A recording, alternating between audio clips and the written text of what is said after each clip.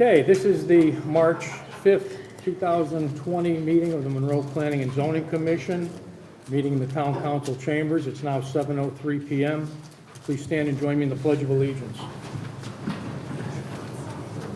Pledge allegiance to the flag of the United States of America and to the republic for which it stands, one nation, under God, indivisible, with liberty and justice for all.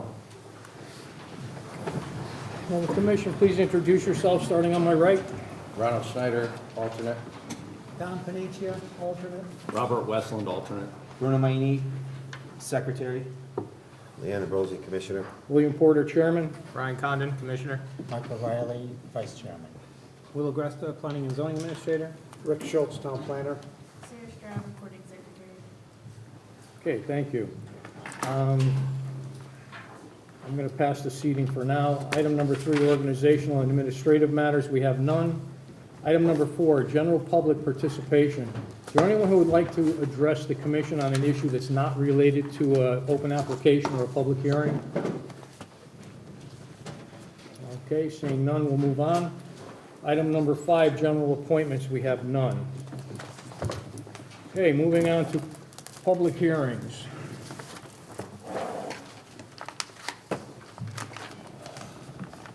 Instructions for the audience for public hearings.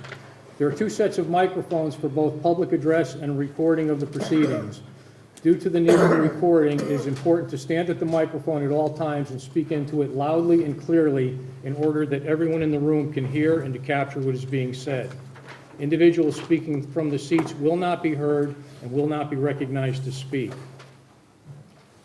Order of the hearing of an application. Points of order and responses will be entertained. Exhibits will be read for the record. Applicant and/or representatives will present the application and will answer commission questions. The floor will be open to those in favor. The floor will be open to those opposed. The floor will be open to general questions or comments. The floor will then be open to the applicant, who may take the opportunity for closing remarks or rebuttal, after which discussion will close. The applicant or his representatives are the final speakers. No comment shall be accepted from anyone unless recognized by the chair. All questions and comments shall be addressed to the chair, who will determine if an answer shall be provided and by whom. There shall be absolutely no discussion between speakers and audience. The Commission has no intention to limit the right of any person to speak, but asks that speakers try not to be repetitive. Please try to present new information. If something has been said before, the Commission would invite you to indicate your agreement with previous speakers. At no time shall there be displays of emotion such as applause, cheering, shouting, or similar noise. This is critical as this hearing is being recorded. If this happens, you will be cautioned. A vote or demonstration by a show of hands, standing by the audience, or similar action will not be recognized.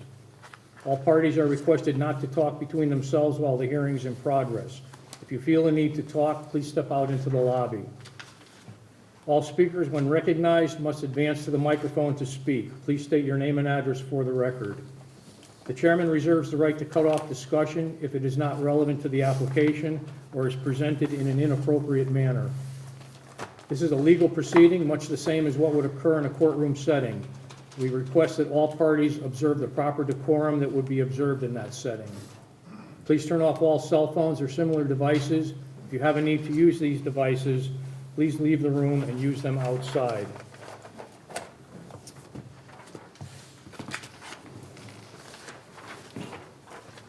Okay, first up, item number 6. Planning and Zoning Commission, Monroe, Connecticut, notice of public hearing to be held February 20th, 2020. This get postponed? Yeah, Because of the quorum, lack of quorum? Yeah. In accordance with Connecticut General Statute, Section 8-7D, a public hearing will be held in the Town Hall Council Chambers, 7 Fan Hill Road, Monroe, Connecticut, on Thursday, February 20th, 2020 at 7 p.m. or soon thereafter, concerning the following: SEP 2019-12, file number 1620A, 54 Jockey Hollow Road, RF1 District. Special exception permit, site development plan application for improvements to Monroe Volunteer Emergency Medical Services consisting of renovations and expansion of existing building and parking. The southeast corner addition will consist of new training classrooms, and southwest addition to be a day room and staff offices, with the additions being approximately 1,900 square feet and 2,000 square feet respectively. Complete details and copies of all related materials associated with the above matters are on file and available for viewing in the Monroe Planning and Zoning Department office. This was published on Thursday, February 6th. Before we get into this, we have 3 commissioners who have to recuse themselves from this hearing. If you could please leave the room. Condon, Westland, Nietzsche. So Ron, you're seated for this hearing. Okay, Will, what do we have for exhibits? Exhibit 1, special exception permit application. Exhibit 2, project narrative. Exhibit 3, weather concerning earthwork activity.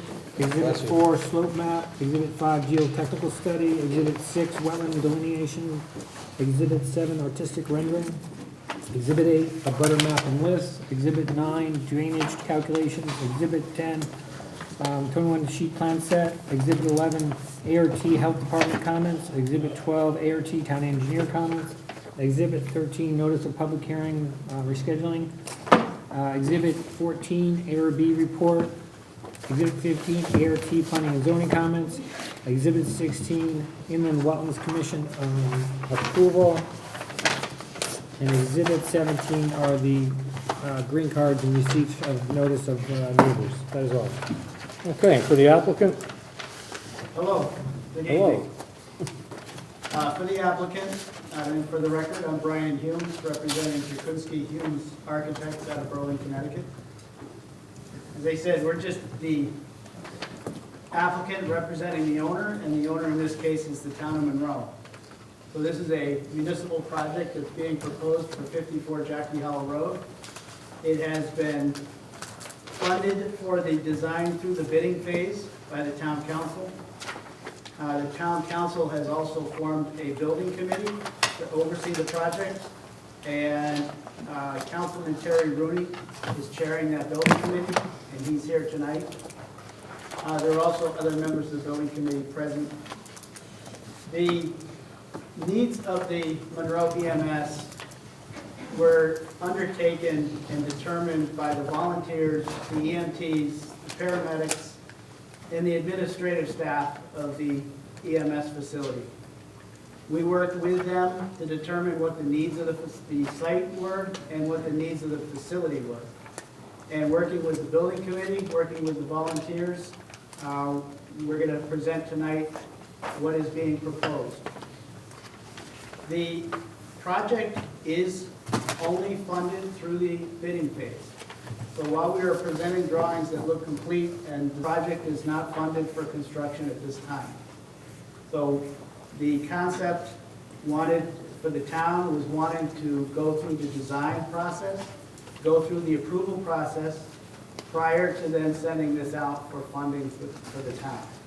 I just wanted to make clear that this project, as you see it tonight, still needs to get funding through the town to get complete. The process, I'd like to also thank some other people who have been involved. We have been working and presented to Inland Wetlands. We also presented to Architectural Review Board. Both of those presentations resulted in a positive recommendation. We have received comments from the town planner, town engineer, town sanitarian, and all of those comments have been addressed in the presentation that you'll see tonight. Also would give some thanks to the neighbors who are abutting 54 Jackie Hollow Road. The building committee did host an informal meeting with the neighborhood in late January. It was an opportunity to both present the plans to the neighbors and hear any feedback from the neighbors. So anything that came out of that meeting has been incorporated into the plans and the project that you see tonight. As you stated earlier, the primary component of the architectural solution are two additions that are going to be placed to the south of the existing building. The existing building will get renovated, and the two additions will satisfy the program needs of the EMS volunteers. It should be noted that this facility is the existing facility for both storage of fire apparatus and for the EMS facility. What we're looking to do with this addition is satisfy their current needs within this facility. If you've taken a tour of this facility, while they are housed in this facility, the facility is not really meeting the needs of the department. It's not meeting the needs for current use and maintaining and developing and maintaining volunteer staff, and for any future plans that the facility has. So we're planning for current and future needs, but what we're also looking at is, with this addition, is to satisfy the existing uses on this site. The addition to the left is 1,900 square feet. That's to the southwest. That would primarily house a new public entrance and training classroom, also supported by new public restrooms. The addition to the right was 2,000 square feet, and that would be day room, office space, and duty rooms for staff. The existing building would be renovated, and it's primarily apparatus storage and some ancillary support spaces for the apparatus. As far as the site plan, the two curb cuts are existing onto Jackie Hollow Road. Those two curb cuts would remain. The curb cut coming out of the apparatus space would get narrower in dimension, because we're going from 3 overhead bays facing Jackie Hollow down to 2 overhead doors facing Jackie Hollow. So the curb cut that you see to the right would actually get reduced in width. The curb cut to the left would remain, and that would service access onto the site for parking. There would be a new public entrance, which is faced to the handicap parking spaces, and the handicap parking spaces are satisfactory for the number of spaces that we're providing. To give an overview of the plan, Jockey Hollow Road is to the lower part of the slide. The addition to the lower left, which would be southwest, in pink would be training classrooms.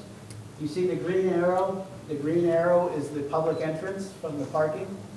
Coming into a vestibule and lobby space, and the brown areas to the left of that lobby are public restrooms. That would be secured space, so anybody coming to the facility, leaving the facility, utilizing the training classroom would not interfere with the rest of the operations of the EMS. The addition to the lower right, the purple is their day room, their light blue spaces are office spaces, administrative spaces. There'll be a small outdoor patio to the top part of the addition. The existing building is primarily, in the green, is apparatus storage. We will still have 6 bays of apparatus storage. To the left of the apparatus storage would be staff space, renovated restrooms, and in the upper left corner is their conference room. The conference room is currently being utilized as their training room. So you can see the size comparison of their existing conference room compared to what they really have stated as their needs on the lower left pink training classroom. Training is currently happening in this space. So all of the programs and all of the functions that are currently housed here are going to continue to be housed here, just with adequate space now being provided. On the upper left corner, and there's another kind of pink-purple color, is an area that the facility would have to generate oxygen. And this oxygen generation equipment would be supporting both EMS needs and fire department needs for the town of Monroe for oxygen supply, for oxygen tanks. And down the right side, you see a red space, you see some tan spaces, Those are just support and mechanical and storage spaces off the apparatus space. To the far left part of the slide, you see some green spaces, some brown spaces. There is a second floor, and the second floor is very limited in size currently. There's a stair that comes up from the main floor apparatus and extends up to the upper landing. What occurs up at that upper landing is there's some very small bunk space. There's no bathroom spaces up there, but what we're looking to expand is bunk space for overnight accommodations if anybody has to stay here or is on a shift that goes through the night. The green boxes on the second floor are all bunk rooms, and the brown spaces would be showers and bathrooms to provide staff accommodations for overnight use. So that's the floor plan. This is just showing the same plan with a little more detail. The elevations, these are in your packet, so we've included them here, but I think the rendering did a better explanation. This is the existing building. So what we're showing here is existing elevations. This is the actual construction documents. And then the proposed exterior elevations. So the one to the lowest elevation would be facing Jockey Hollow Road. The exterior elevations will get new materials, and the new materials on the additions would be to complement the architecture of the existing building.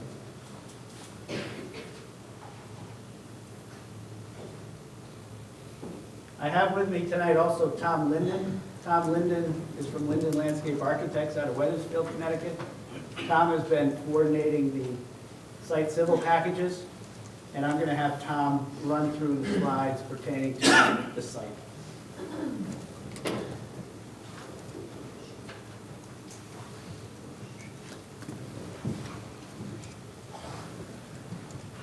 Good evening, Tom Linden, Linden Landscape Architects from Weathersfield. What you're looking at here is the land transfer map. Our facility is at the bottom.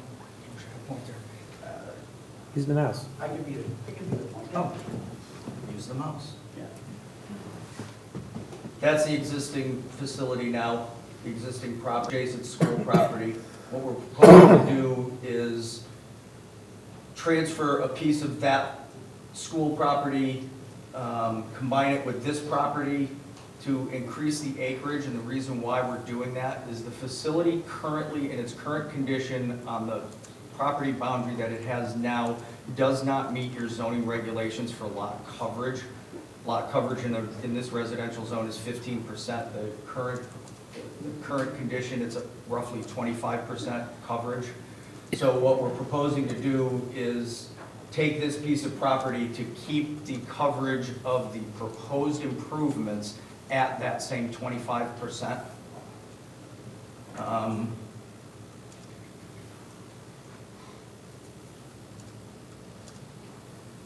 This is the survey of the actual, of the property as it stands now. So the piece we're taking is up above that. So this is the existing condition survey of the site.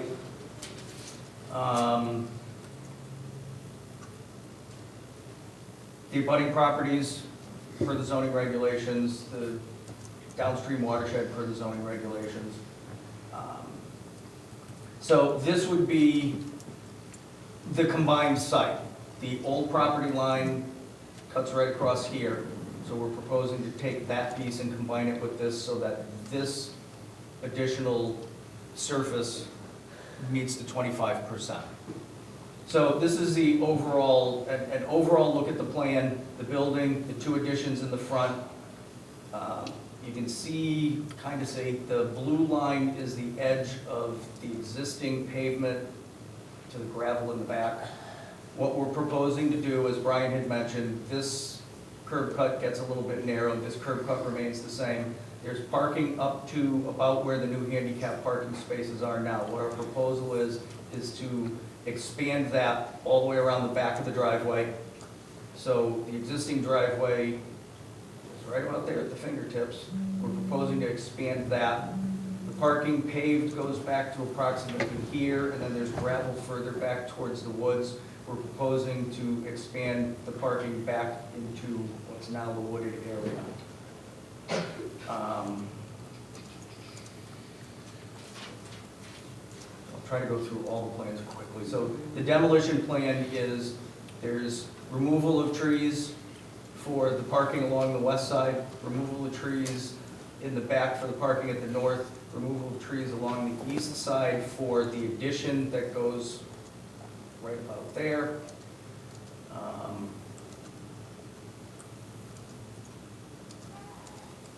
Layout materials plans, you can't, well, I can't read them from here, but gives you dimensions and what the various materials are based on staff comments, and we went through all of the staff comments and have addressed that at what you're seeing up here, so this is different than the sets you have in your hands. One of the comments was we have the chain link fence for security on top of the wall is now labeled as black coated vinyl chain link fencing. At the inland wetlands hearing, our neighbor to the west came to the meeting and talked about how, because of the elevation difference between these parking spaces and his house, when people pull into those spaces, the lights are shining into his house. So what we've done is we've put a screen fence along this whole edge of the parking from where it is existing all the way to the back. There's a solid cedar wood fence. We had originally had in this plan a vinyl fence, but at the suggestion of staff, you guys don't like vinyl, so we changed it to a cedar fence. The other changes here, the dumpster space is in the back here. This is currently where they have a dumpster now. That is now in a curved island. The fencing there is also now cedar fence, and that island will be planted with ground cover. We show 2 loading spaces, even though we're only required to have 1. There's a loading space right here, which is right adjacent to where Brian had just talked about the oxygen room, so the fire department can pull in a vehicle and have their tanks right at that oxygen room so that they can fill tanks with oxygen and leave. The other loading space is here at the cut-through, so that it's out of the line of traffic.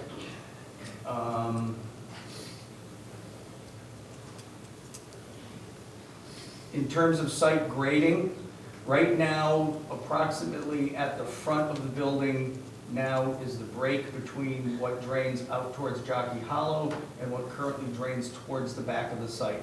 Everything currently on the back of the site now, it's not curbed, it drains down. If you've been out there, there's a steep ravine down that drains into the wetlands. Everything drains to that point. Everything from approximately here drains out into Jockey Hollow Road. I'll show you on the storm drainage plan on the next sheet how that's going to work. Go there. So the proposal for storm drainage is, again, this is the high point. Everything drains out towards Jockey Hollow Road. We have a new catch basin at both of the entrances to catch the water coming off of this pavement before it goes into Jockey Hollow, which it currently doesn't do. And there's a catch basin in the corner of the existing parking lot, and that ties into a pipe that dumps onto the ground that drains down into the brook. There's no protection there at all. We're going to add stone protection at the outlet of that pipe. From this point towards the back, everything drains into a series of catch basins, into the back, catch basins, catch basins, catch basins in the back. These all tie into a system that goes into an underground detention system that will be built underneath the parking lot to handle the increased impervious surface and the storm drainage. The drainage calculations will show that this system is sized to handle the increase in impervious surface and the storm runoff for up to the 100-year storm without any increase in outflow into the wetlands. So all of those catch basins are tied in to a water quality unit. All the catch basins have trap hoods on them to catch debris. They go into a water quality unit to further clean debris out of the water before that water enters into the underground detention system, which is which is several rows of those plastic arch chambers surrounded with stone. That ultimately discharges through an outlet structure that has different sized orifices that will allow the water to slowly, it builds up in the chambers, slowly let go into the pipe, into the wetlands where it currently drains now. The other thing we're doing utility-wise, existing gas and water comes in off of Jockey Hollow in this location. That's not going to change. Currently, the sanitary system goes to an existing tank right about here. There's also a oil water separator existing that drains to a holding tank in the side of the hill. We understand that that doesn't work, it's leaking, so that's gonna all get replaced with a new oil water separator. That will tie in to a new sanitary line, which we need to move because the current sanitary line goes where the building addition is gonna be. So it's new sanitary around the addition to brand new leaching system in the same location that the leaching system is now. We're just gonna rebuild it new, and it will handle, it will be a little bit big, probably about 30 or 40% bigger than what's out there now in terms of size to handle the flow for 50 people in the room. We have sanitary calculations that were submitted based on the town sanitarian's report. So there's new sanitary out in the current location in the driveway underneath the pavement.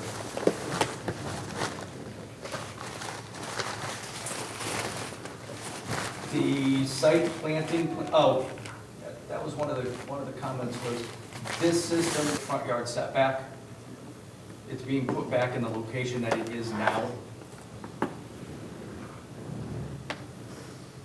Site planting, because we're clearing this whole side to build this parking and install, talk about the wall, the retaining wall, we're planting at the bottom of the retaining wall to buffer the edge of the new wood line that we're creating against the wetlands. So all of the planting along this side, you can't really see it very well here, but all of this planting along this side is to kind of help put back that buffer edge along the woods, along the wetlands, which wetlands agreed with what we did.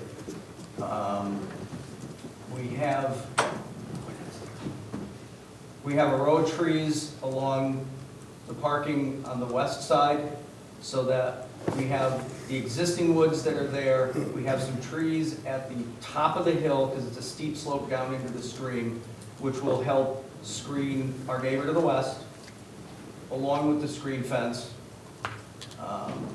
On the east side, we are into the 25-foot landscape buffer where we're clearing on this side for this addition. What we're proposing here is some evergreens and understory plantings.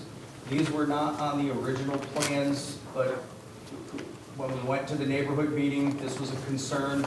So we've added some evergreen screen on this side that meets your zoning regulations. They're 10 to 12 foot tall fir trees. And we've added some in the back corner, even though we're right at the edge of the landscape buffer. We're planting back there because the comment was that we don't want to look at a parking lot when we've been looking at woods, so we're doing the same thing back there. We have evergreens planted back there. They're not on the set you're looking at. They'll be on the revised.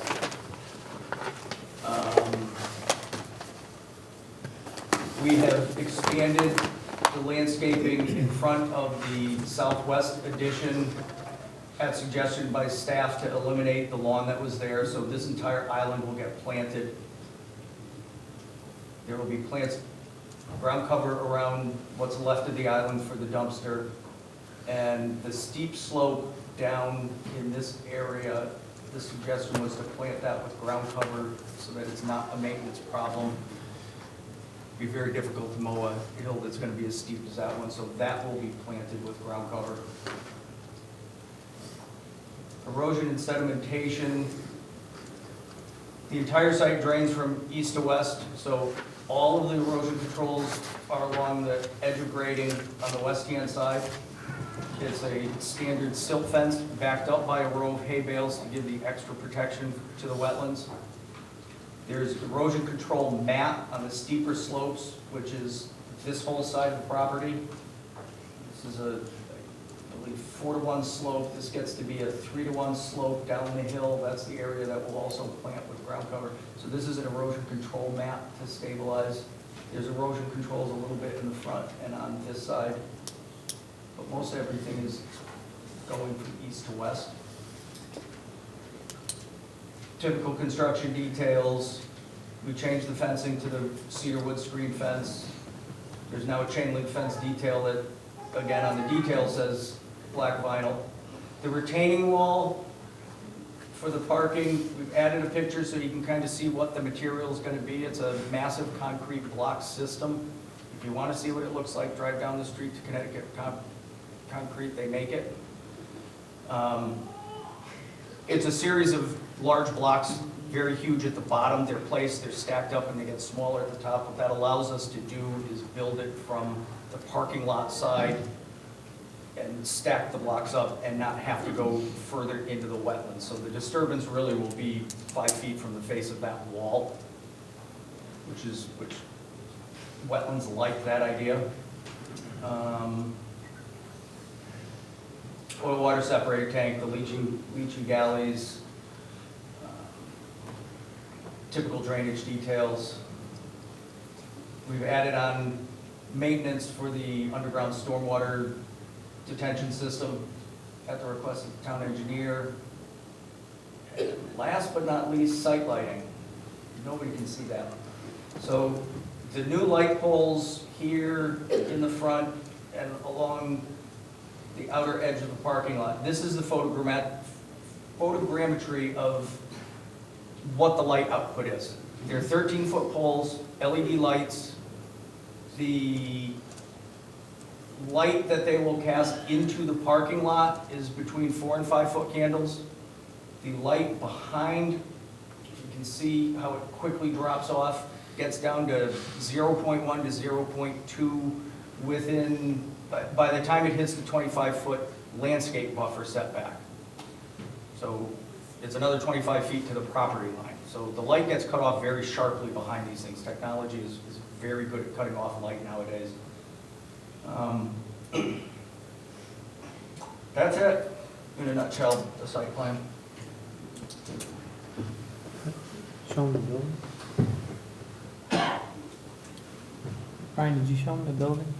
Yes. And I'll bring it back to that slide.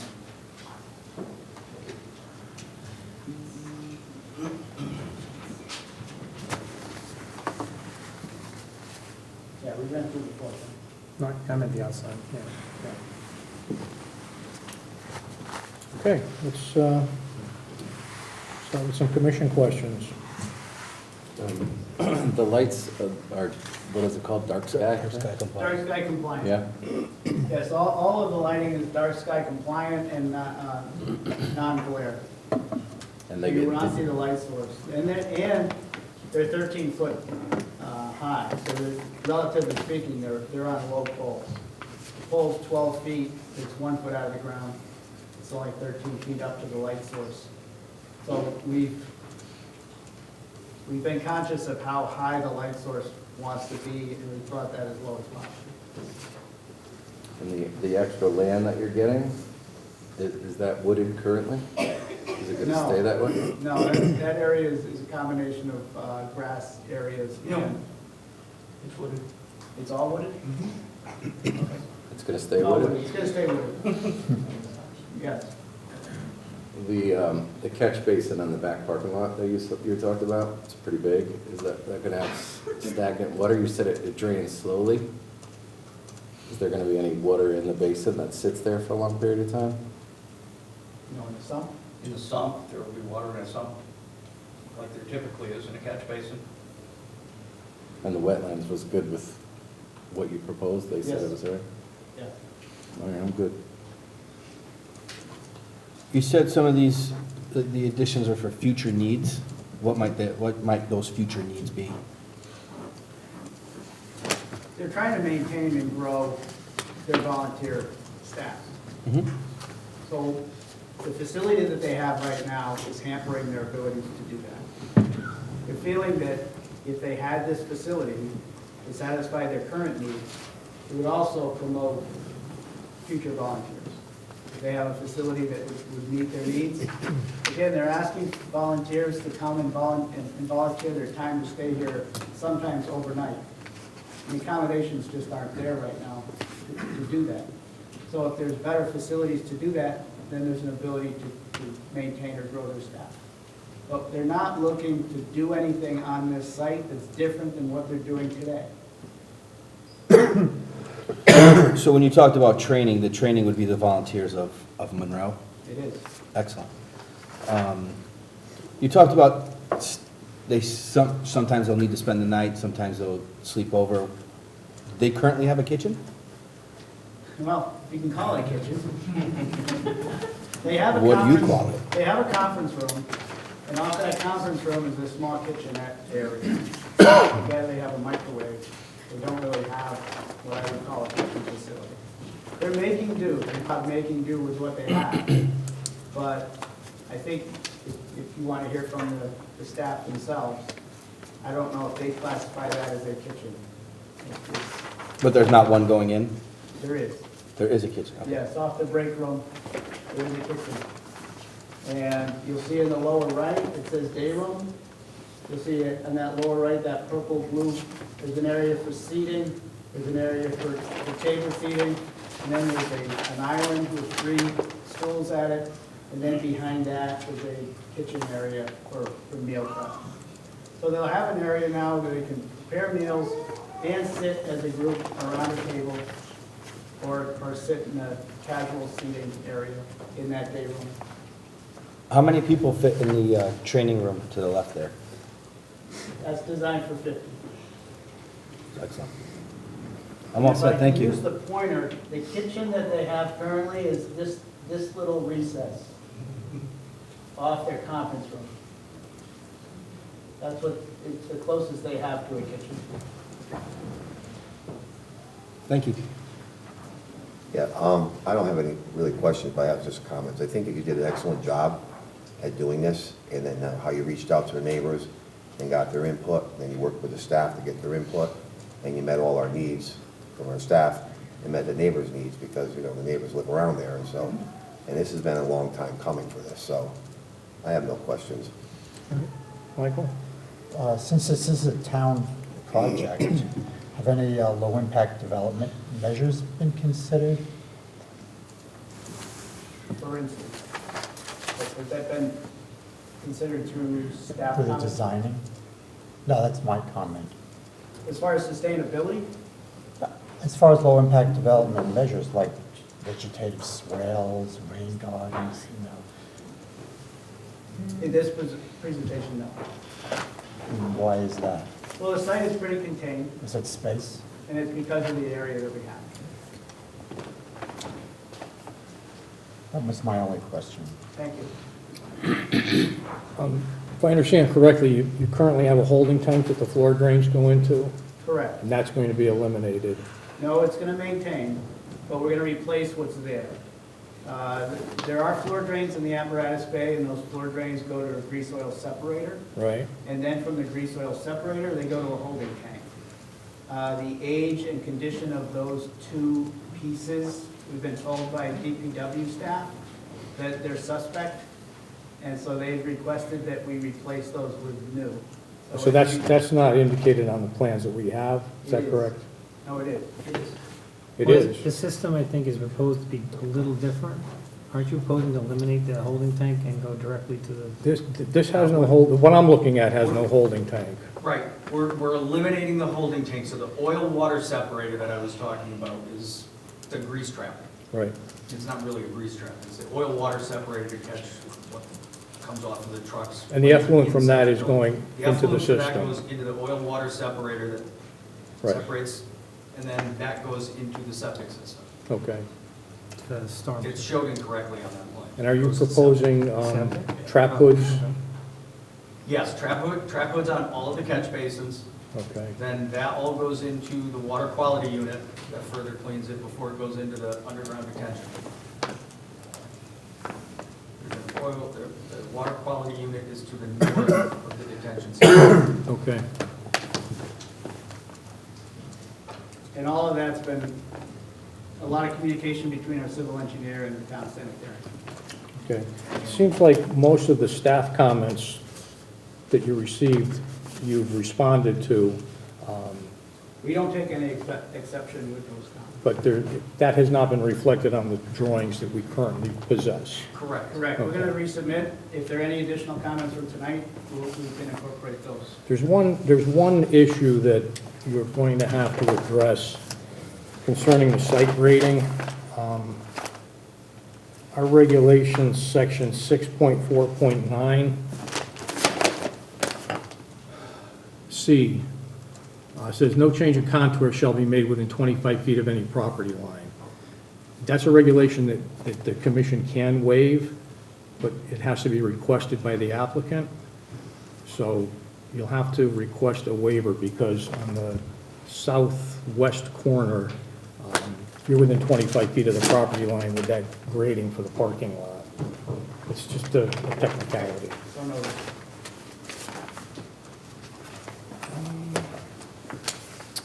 And I think that addresses all my immediate questions. Does staff have anything right now?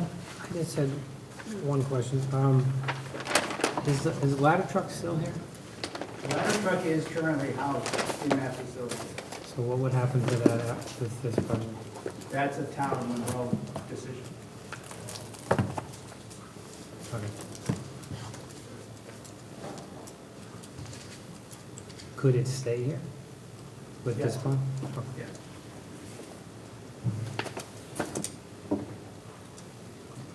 That's all I, Rick, anything?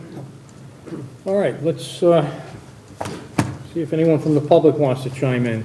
Is there anyone here who would like to speak in favor of this application?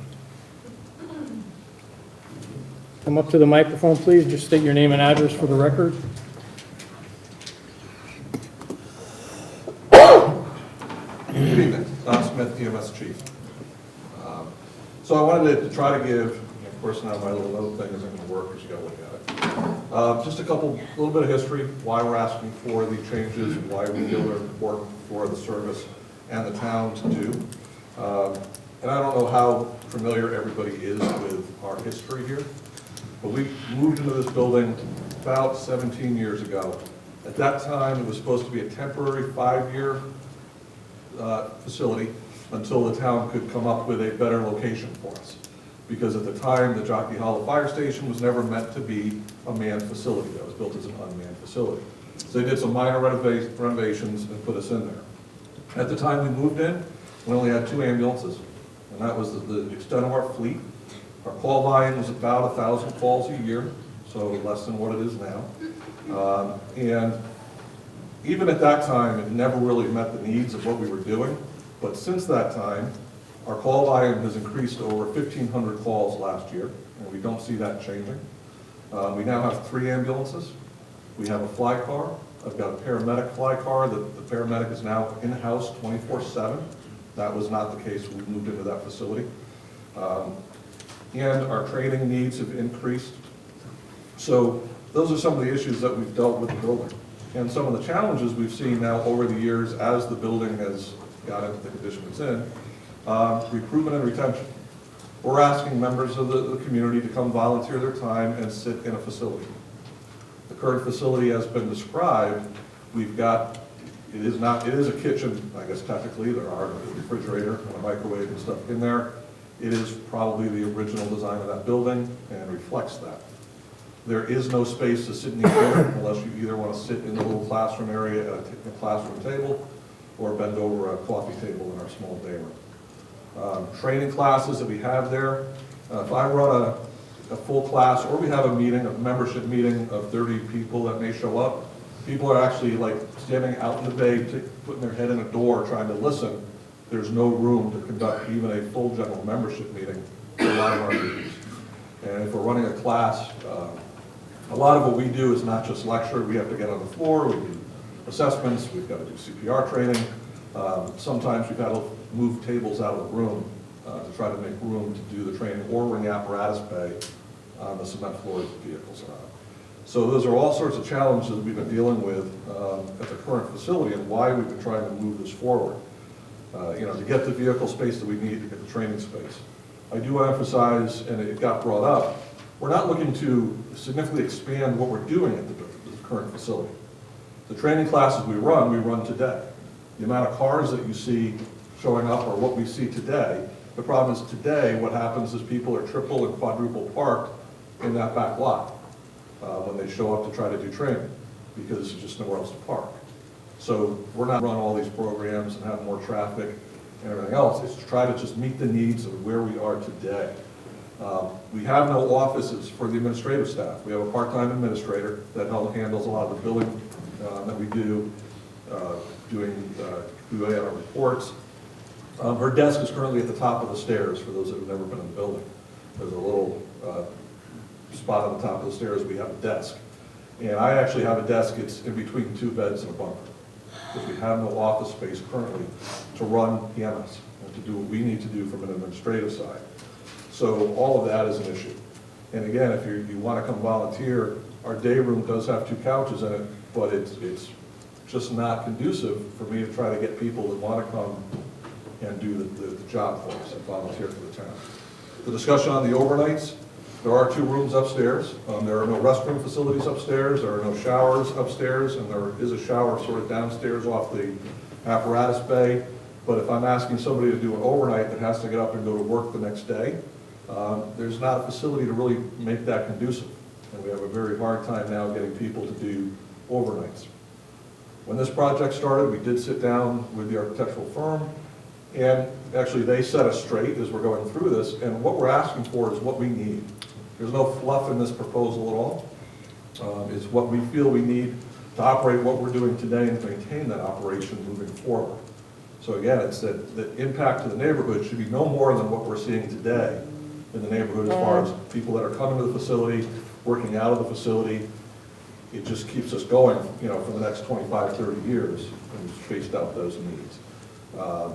We want to try to, we always have tried to be good neighbors as well, and we take that into account, and that's one of the neighborhood meetings that we had. We try to listen to their concerns, even from the EMS staff that are here. We pull out with the ambulance, we don't try to put the siren on right away and disturb the neighbors. So again, we try to be a good neighbor. We understand the neighborhood that we're in, which is a residential area, and we get that. And we try to minimize noise at night the best we can, and be the good neighbors. We're always open for the neighbors if there's a concern, and the neighbors are here, always stop in and let us know, and we will address that. But it's really, in order to keep operating, we need a space. And I know there was a building committee, I don't know if any of those will speak, but they did a lot to look at every other option we had in town to make this work. And this was the place. It is centrally located for response times. We operate out of one location.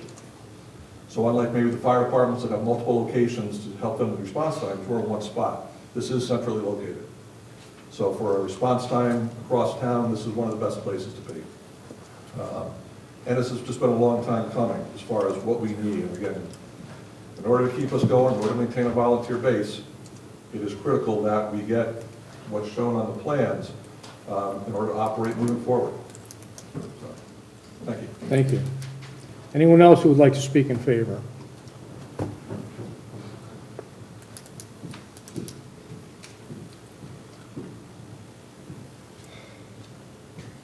evening. I'm Megan Slingo, 301 Crossville Road. I'm also a captain at Monroe EMS, and I agree with everything that Don so eloquently said. One of the most important things for me as a member of EMS and a member of our community is our training facility. At this time, we are, like a lot of other organizations in town, we're beg, borrowing, and stealing conference space, office space, whatever meeting room you can possibly find to hold a meeting or a training class. We're in the same boat at this point because our training facility right now is just not adequate for what we want to be able to provide our members and to provide the community. We are responsible for our Heart Safe community designation, and we'd like to continue to be able to offer that. And in order for us to offer that, we need to be able to hold CPR classes regularly, often, having a lot of people come through. With this new facility and our new training class, we're gonna be able to do that. We're gonna be able to have stop the bleed classes, CPR, first aid, without even batting an eyelash. We're gonna be able to have these trainings. So that's really the most important thing to me. It's not just for EMS. I know pulling in the driveway, the building kind of looks like the pits. As a resident of the town, it's not the best to look at when you're there working on the inside. It's not the best facility. I won't cook in the kitchen. I don't stay overnight because there's no facilities. The kitchen's old. So for us to have some upgraded amenities, it's really going to allow us to get some more volunteers, retain our volunteers, and also provide some really great training for us and for the town. Okay. Thank you. Thank you. Anyone else who would like to speak in favor? No one? Okay, anyone who would like to speak in opposition to this application? Name and address for the record, please. Name is Kermit Baruch. I live at 46 Jockey Hollow Road. I'd like to submit this as some of the data that I will be presenting. So I agree with the speakers for that the addition is an absolute need for the town. My concern is with some aspects of the land transfer and the specifically related to coverage. So one thing in the proposal is they're transferring land from 345 Fan Hill Road. There is no discussion there of the impact on the coverage existing for 345 Fan Hill Road. So in researching that, there were some discrepancies in the VGSI database, which I have worked with the town assessor. He has agreed that there are some discrepancies there. But even given those discrepancies, if you calculate the coverage for 345 Fan Hill Road, they're at 16.8%. And if the parking lot is, there's an issue with the parking lot, it could be as much as 20%, which is already over the 15%. Transferring land from that lot to the other lot, while it helps with the land coverage for the proposed EMS, it is actually negatively impacting the 345 Fan Hill Road. The other thing is the wetlands the application. When you take a look at their proposed transfer, it doesn't include the proposed transfer. So any analysis they did on the wetlands only extends to the existing property line. It does not look into the area that they're proposing to transfer. Living next door to that and having spent a lot of time back there, there is a significant amount of wetlands in the area they're proposing to transfer. So there is something that needs to be looked at to make sure that it isn't going to have a different impact than they thought, given what they're asking for. The other concern is with the parking. So right now, it calls for 64 spaces. The training room is showing 50 spaces, needing for 50 people, and the document that they propose says that the actual need is 37 parking spaces. If you actually remove 14 of those parking spaces, you can save 3,780 square feet. That actually can help in a reduction of a couple of % on the actual coverage for that lot. So it might be useful to look at that. Is there really a need for those extra 14 parking spaces? And you could help reduce that coverage that they're looking at, because they already are 10% over what they're proposed, they're actually looking. And that's all I have. Okay, thank you. Is there anyone else who would like to speak in opposition? Name and address for the record, please. Nicole Baruch, 46 Jockey Hollow. I've lived next door to the firehouse for 25 years, and I most definitely agree that EMS needs improvements to their facilities. However, I also take issue with the amount of parking that's proposed for this project. While only 37 parking spaces are required for this project per current regulations, plans include 64 parking spaces, a 75% increase over the amount of spaces deemed necessary given the size of the addition. The building itself is already a tight fit on the existing lot, as evidenced by having to, play a shell game with the property lines that the town has. And the lot will then extend behind our property, as you can see here.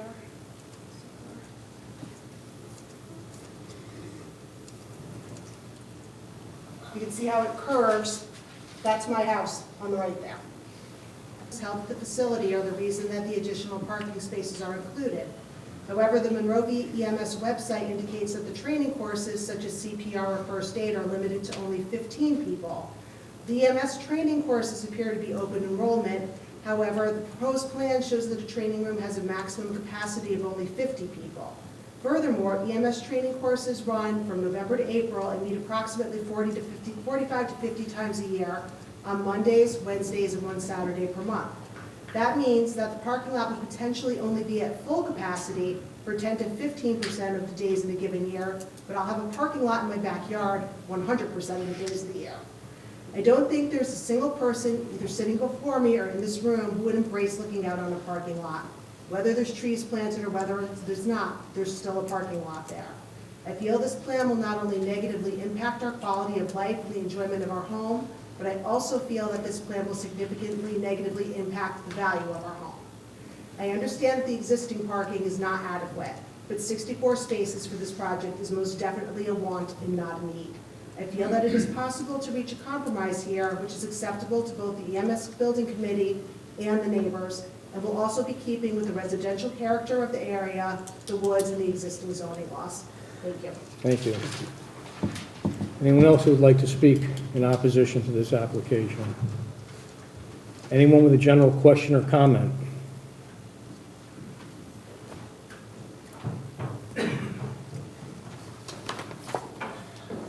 Bill Kaiser, 10 Chalk Hill Road.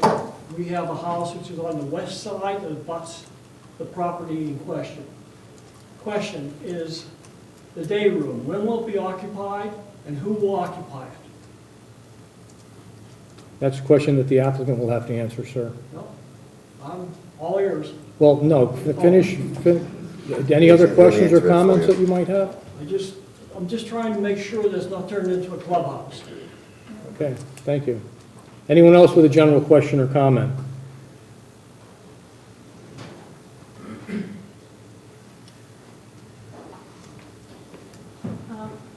I'm Dorothy Kaiser, and I am at 10 Chalk Hill Road, and we would be at the area where the parking lot bends, and we're at the, we look out at the hillside that the parking lot would stand atop. And right now, all the lights are easily visible from the EMS facility. Putting a parking lot up there, even though the lighting is downward and 12 feet, our house is at a level that we get the lights right into our bedroom and back. And I think this is a dream for the EMS. They came from the police station where it was deplorable conditions to what they have now, which is inadequate anymore. I think it's wonderful for them. It's a nightmare for me when I think of what's going to happen to the hillside, to the wildlife that's back there. It is definitely reducing our property value. We are in a residential area, and this is going to be like the schools down the road that we can see in the distance that our other neighbors have right in their backyard. We're going to have this in our backyard. We have, our bedroom will be 300 feet from the end of the building. That's not saying what the parking lot is. That's less than that, 300 feet. You know, we were invited because we were 500 feet or so from this facility. And I feel like I'm being encroached upon. I know the EMS needs something better than what they have. I wish they could find another spot. This was inadequate 20 years ago, 17, the gentleman said, and it still is. And we're trying to shoehorn something in to an area that isn't suitable. I'm sorry that I have to say this, but I'm not in favor of the firehouse EMS facility being where it is. I do hear the people at the wetlands and the presenters, the architects of this, are listening to us. But I feel like we need to talk some more about this and look into other plans, other areas. Thank you. Anyone else with a general question or comment? Last chance. Mr. Humes, back to you.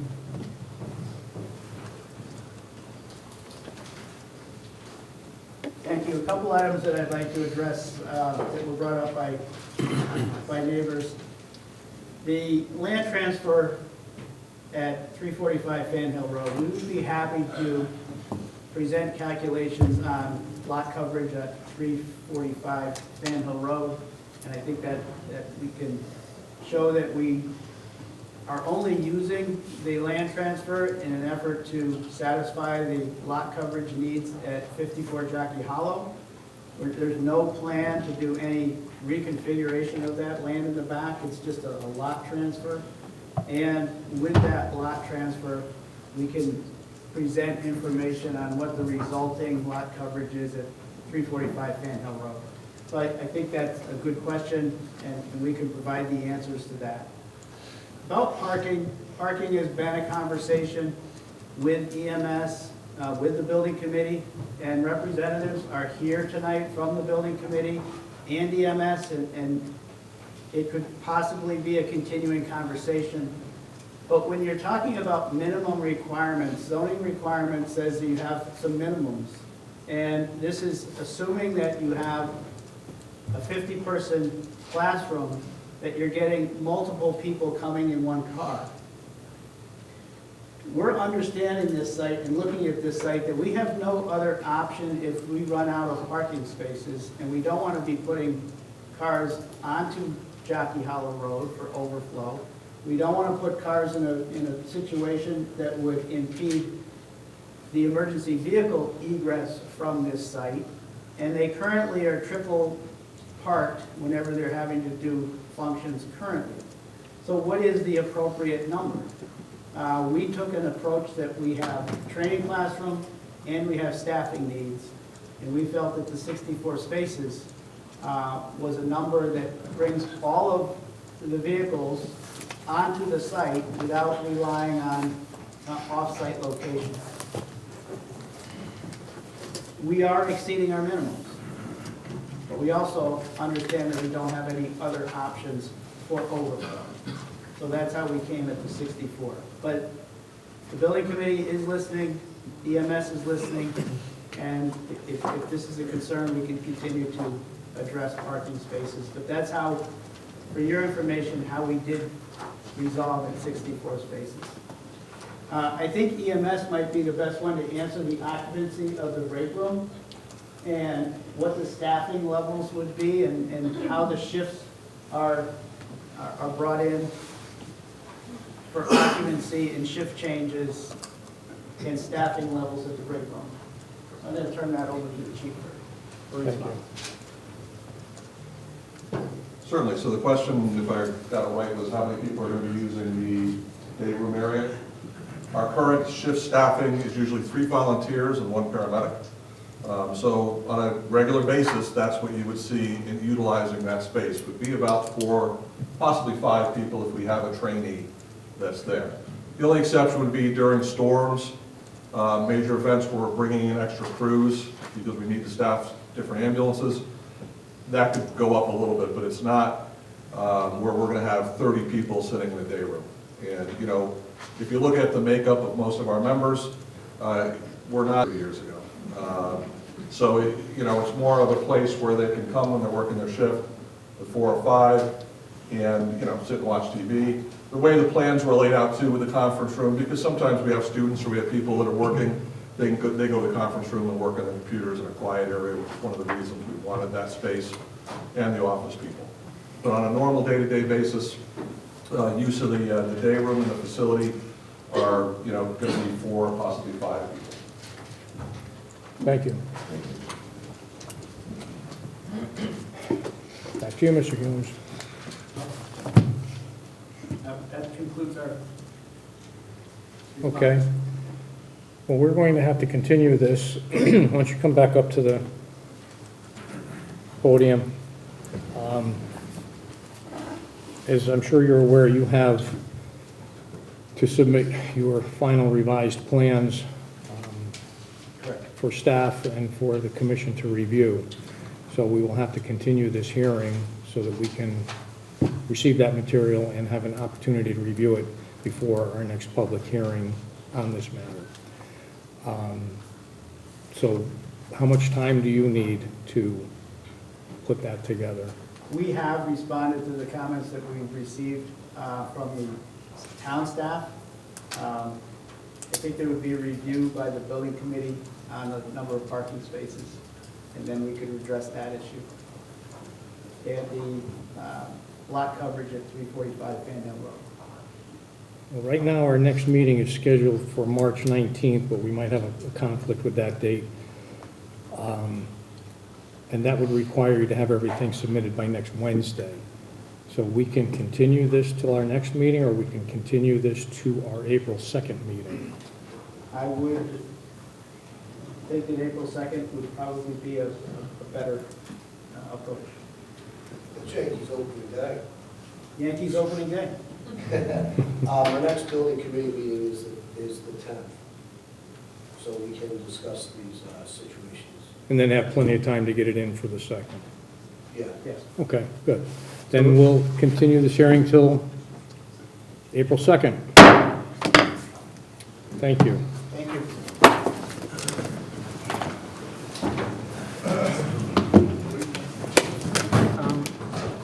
Here's the due date, 24 referral. You don't need them for that. Okay. I'm going to wait until the room clears. You really think it'll be possible? So we voted, or you can wait till the next day. No, we'll do it. Please don't vote against him. You get to hang out with Excuse me, could you please exit the room? We still have a meeting to conduct. you know, we might be going to actually do it at the next one. Because if you're going to do like a positive recommendation, I know they're separate technically, but it doesn't want, we don't want it to look like prejudging. No, they're coming back to the 2nd. Oh, okay. I thought you were saying next month we won't be here and then we'll accuse ourselves. We won't have it.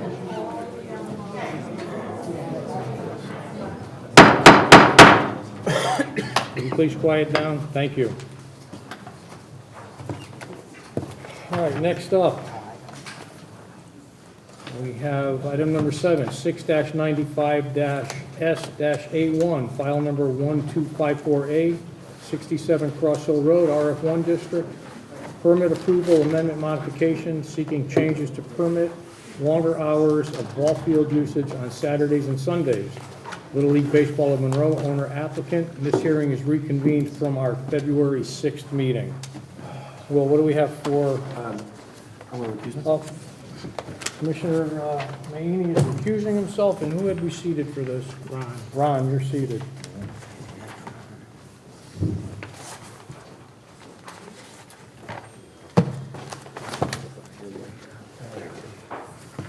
Additional exhibits were Exhibit 9, another letter from a neighbor. Exhibit 10, additional letters from neighbor. Exhibit 11, supplemental submission by the Monroe Little League. Exhibit 12, ART planning and zoning memo. And Exhibit 13, additional neighbor letter. In addition, we received 8 more copies of the petition that you received previously. That is all. Okay, for the applicant.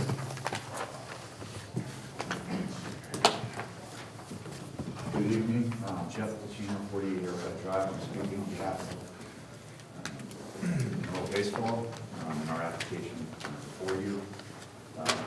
Simply put, we're requesting for a Saturday change of hours from the current time, beginning at 9:30. We request that we move to 9 a.m. to 7 p.m. for Saturday. So that's a 30-minute change. And then on Sunday, the current hours from 12:30 to 6 p.m., we would request that the Sunday hours be the same as Saturday, so that'd be 9 to 7. Okay, at our last meeting, we had been presented with a lot of information that we had not previously had in our file. We have had some conversations with our town land use special attorney, and it seems that the application that was approved in 1995 is a valid and standing approval for what you have for your current hours. So that was a question that the commission had, and that's been resolved. So the commission in 1995 had the right to extend your playing hours to what they currently are.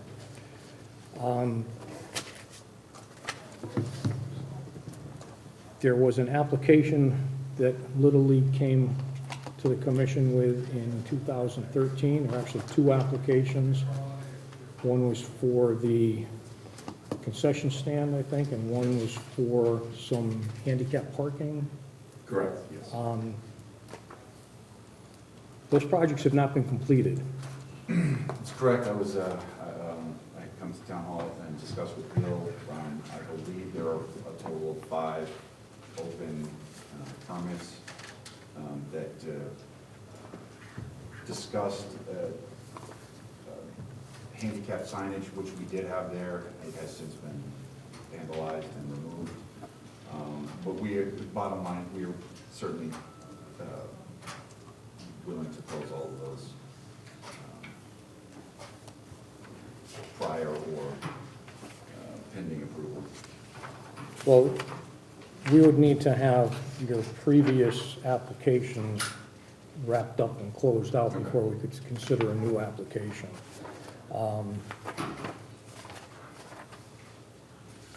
Even though they're not one and the same, it's just because it's on the site itself.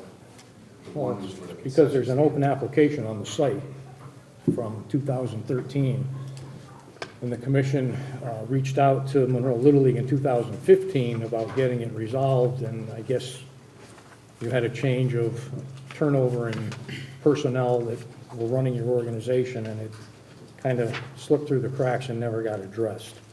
But as you said, there are a few minor items. It was basically cleaning up some construction debris, getting your handicap signage in conformance with your approved plan, and you did some drainage.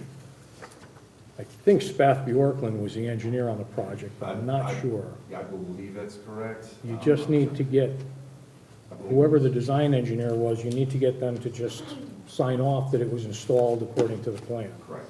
So that's number one. That has to be done no matter what. Okay. So then the question remains, you want to extend your hours? Correct. Okay. Any questions from anyone? Did you look over the letter from the Parks and Rec? I'm not sure they have it. Oh, No, we have not. I got this late this afternoon.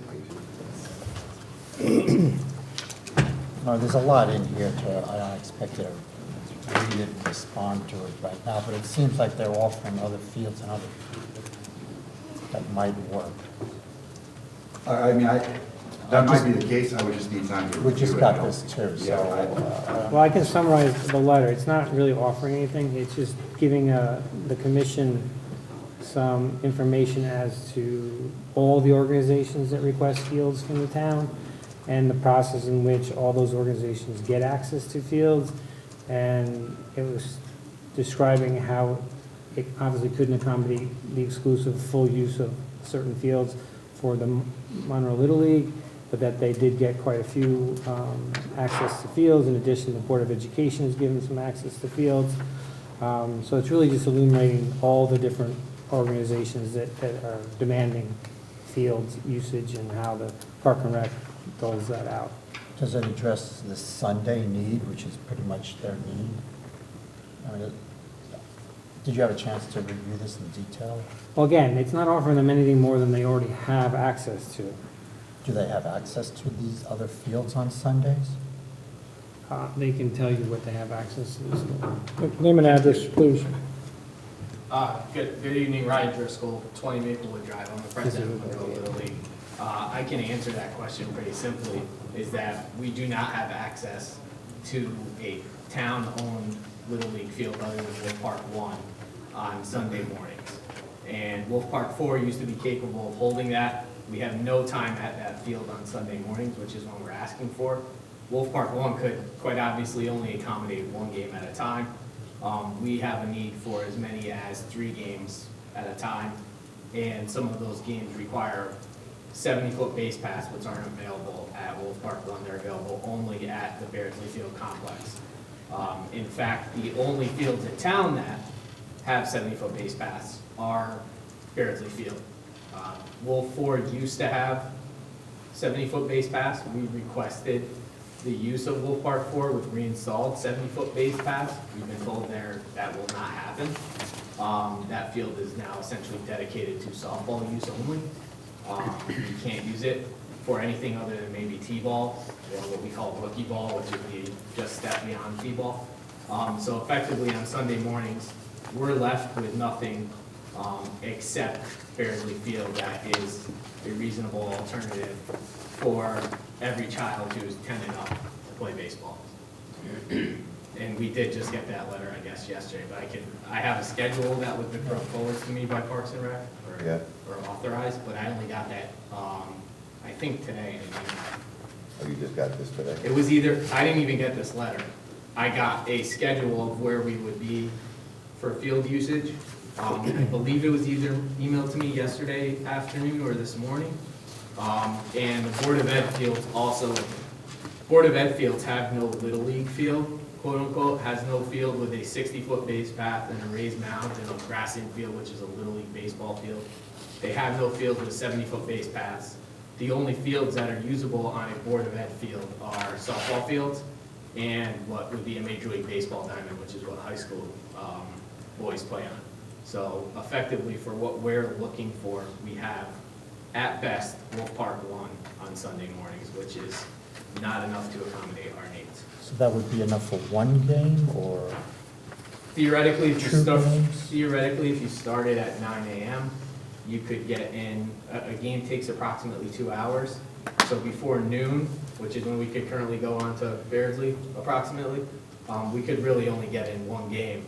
And we have a need, in all likelihood, for 3, depending on the week. Well, Parks and Rec is stating in their letter that Yeah. for field number 4 on Saturday and Sundays to be shared with other softball programs, and you would have to meet to discuss Right. times of availability. So I can tell you what Parks and Rec has given me for Wolf Park 4, and that is from 10 o'clock to noon on Saturday only. That's what I've been given as the Little League, and that we need to play softball on because we also, Little League encompasses not only the boys playing baseball, but girls playing softball. So on Saturdays, we could use that softball field for essentially one game. The rest of the time on Saturdays, it's dedicated to travel teams that are comprised of both Monroe residents and non-Monroe residents.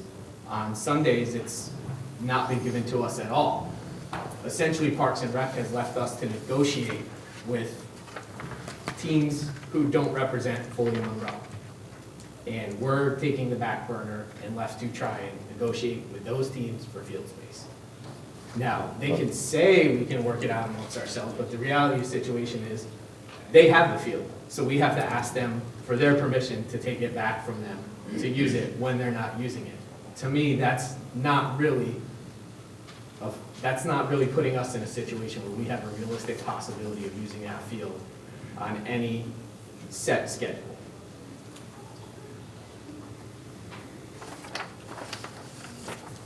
So you haven't reached out to the Parks and Rec guys since you got this? I've had several conversations with. No, but I mean, since this came up. We never got this letter until we showed up today. Okay, so Yeah. are you gonna reach out to? I've had several conversations with Parks and Rec, and Well, I would we like did- to see what, you get some documentation from him about what you can use and what you can't use. We've gotten ours. I'm a little confused. I haven't read this whole letter. Parks and Rec gave us our schedule for the season. It told us, this is your schedule. If you would like to have the use of other fields, you'll have to negotiate with other groups. It was not really left Have you up reached us. out to any of those other groups? We have, and we've managed to negotiate on, for example, Thursday night, we swapped fields, and this is for softball, with one of the travel programs. So we have reached out to other programs to try and negotiate times that we could use, and so far, the only success we've had is with that particular program and changing so that we could use Wolf Park 4 for a game, and they would move to Wolf Park 3 for a practice. But again, that's softball. We're not given what we have, we can't necessarily swap into Wolf Park 4 as a baseball team and give them another baseball field because our baseball fields don't fit a softball game. Softball's played on a different field than baseball. So part of the problem is, really, the town-owned fields, the town has one Little League field in town, and that's Wolf Park 1. We have 12 teams that need to play on a Little League field, and that's in our AA, AAA, and majors programs. There's 12 teams of kids that need that field, and the town has one field for us. If you look around the town at softball fields, there's Wolf Park 3, there's Wolf Park 4, there's 3 fields at the lake, which we do not have any access to for the entire summer. That goes to lacrosse and soccer, and we have no access to that. We have some access at Massac, and that's when, on the Massac girls softball field, we can use that when they're done for the day on the weekdays, and we can use the lower softball field along the driveway for T-ball. But frankly, that field is not maintained. It's, other than T-ball, it's virtually unusable, and nobody would want to use it. And the Massac softball field is used primarily for softball. And what we're looking for is additional time for boys to play baseball because of the shortage of baseball fields. Essentially, Monroe Little League owns 66% of the Little League fields in town. And we've reached our maximum amount of, we're trying to get as much as we can onto those fields. And that's why we're here, is we've run out of space to put the boys' baseball programs. And similar to what the EMS director said earlier, we're only asking for what we need. We're not asking for something simply because we want it or it's more convenient to play on Sunday mornings. We're really maxed out on our field space and our capabilities, and we wouldn't be standing here if we didn't need that field space to let the boys play baseball in Monroe. Okay, thank you. A quick Questions? question. It's, if this were to get voted down, where would they play? It's an easy question, they wouldn't. Plain and simple, there's no other, nothing out of town, nothing, not that I want you to go out of town, but So, I just. so part of the program where the boys are playing occasionally, but it also, that, because it's a program that takes us to other towns have similar limited capabilities. So essentially what happens for our travel teams is we try and have half the games played out of town, half the games played in town, and we try and break it up. So we are trying to minimize as much as we can when we're on the field. But the answer is, essentially, if we don't have the extra field space for those games, they might not get played. Thank you. Ron, any questions? I guess the only question I have is if, so basically on a Sunday, you can do 3 or 4 games? How many games? If we were to start at 9:30, with the first pitch, we could theoretically get in 4 games in a day on each field. Do you usually have 4 games? It's unusual, and that's part of what we're dealing with, is that if we don't have to use it, we won't, but we think we will. There may be days that we have 4 games, there may be days that we only have 2 or 3. it's hard to schedule games yet when we don't know what our field availability is.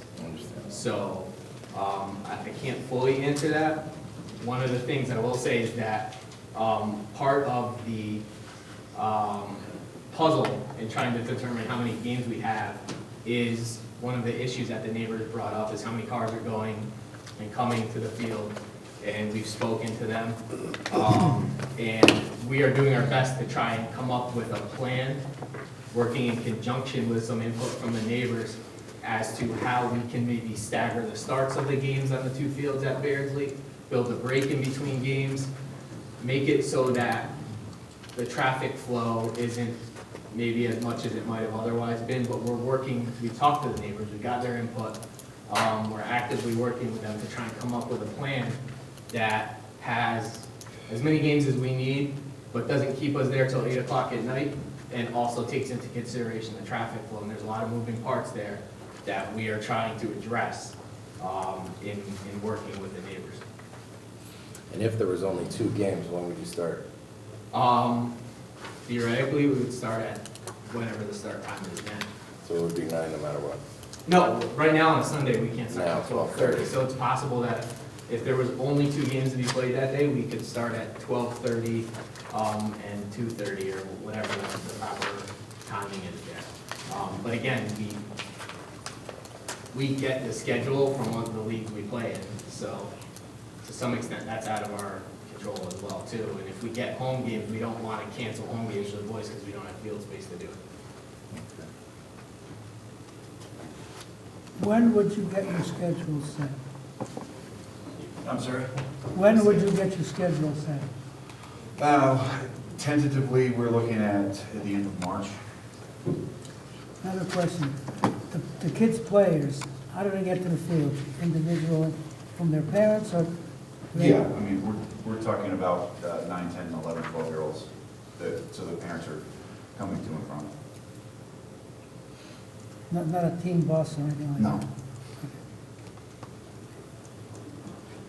So what would you say is the standard time gap in between games typically? Typically about a half hour. Really, we're prepping, the only thing we would do would be to prep the fields and have an opportunity for the next pitcher to get ready. So a lot of it's dictated by the umpire, but between 20 and 30 minutes would be the break between 2 games. And in this case, with parking limitations at hand, got to give time for the cars to get out and the new cars to come in. Typically, when we're scheduled games, they're double headers, so it would be the same 2 teams playing. We have discussed staggering the times because of the 2 fields there.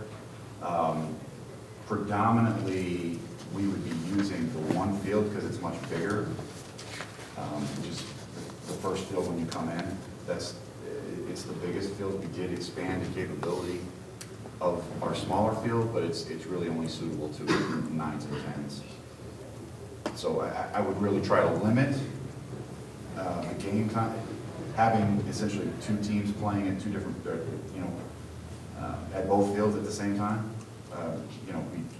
We did hear the neighbors and understand the concerns, and we would certainly try to work with them, and not having 2 games going on at the same time as much as possible.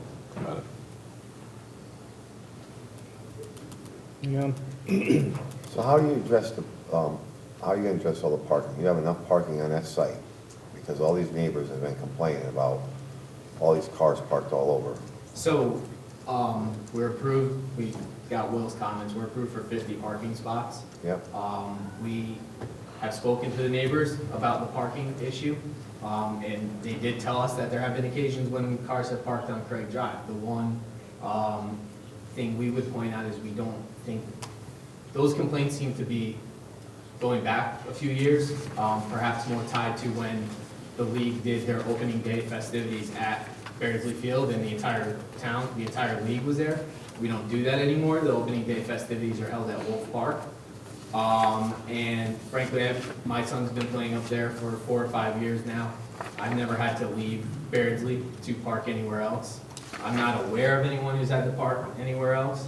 We asked the town through the zoning enforcement officer and the police department for copies of any complaints in the last 5 years regarding noise or parking. We got one complaint that was directed to Beardsley Field, and it had to do with kids playing baseball there on a Sunday night. That was totally unaffiliated with our league. It wasn't a scheduled game or anything like that. So they've told us about their concerns. We're aware of them. We try to fit the 50 cars in there.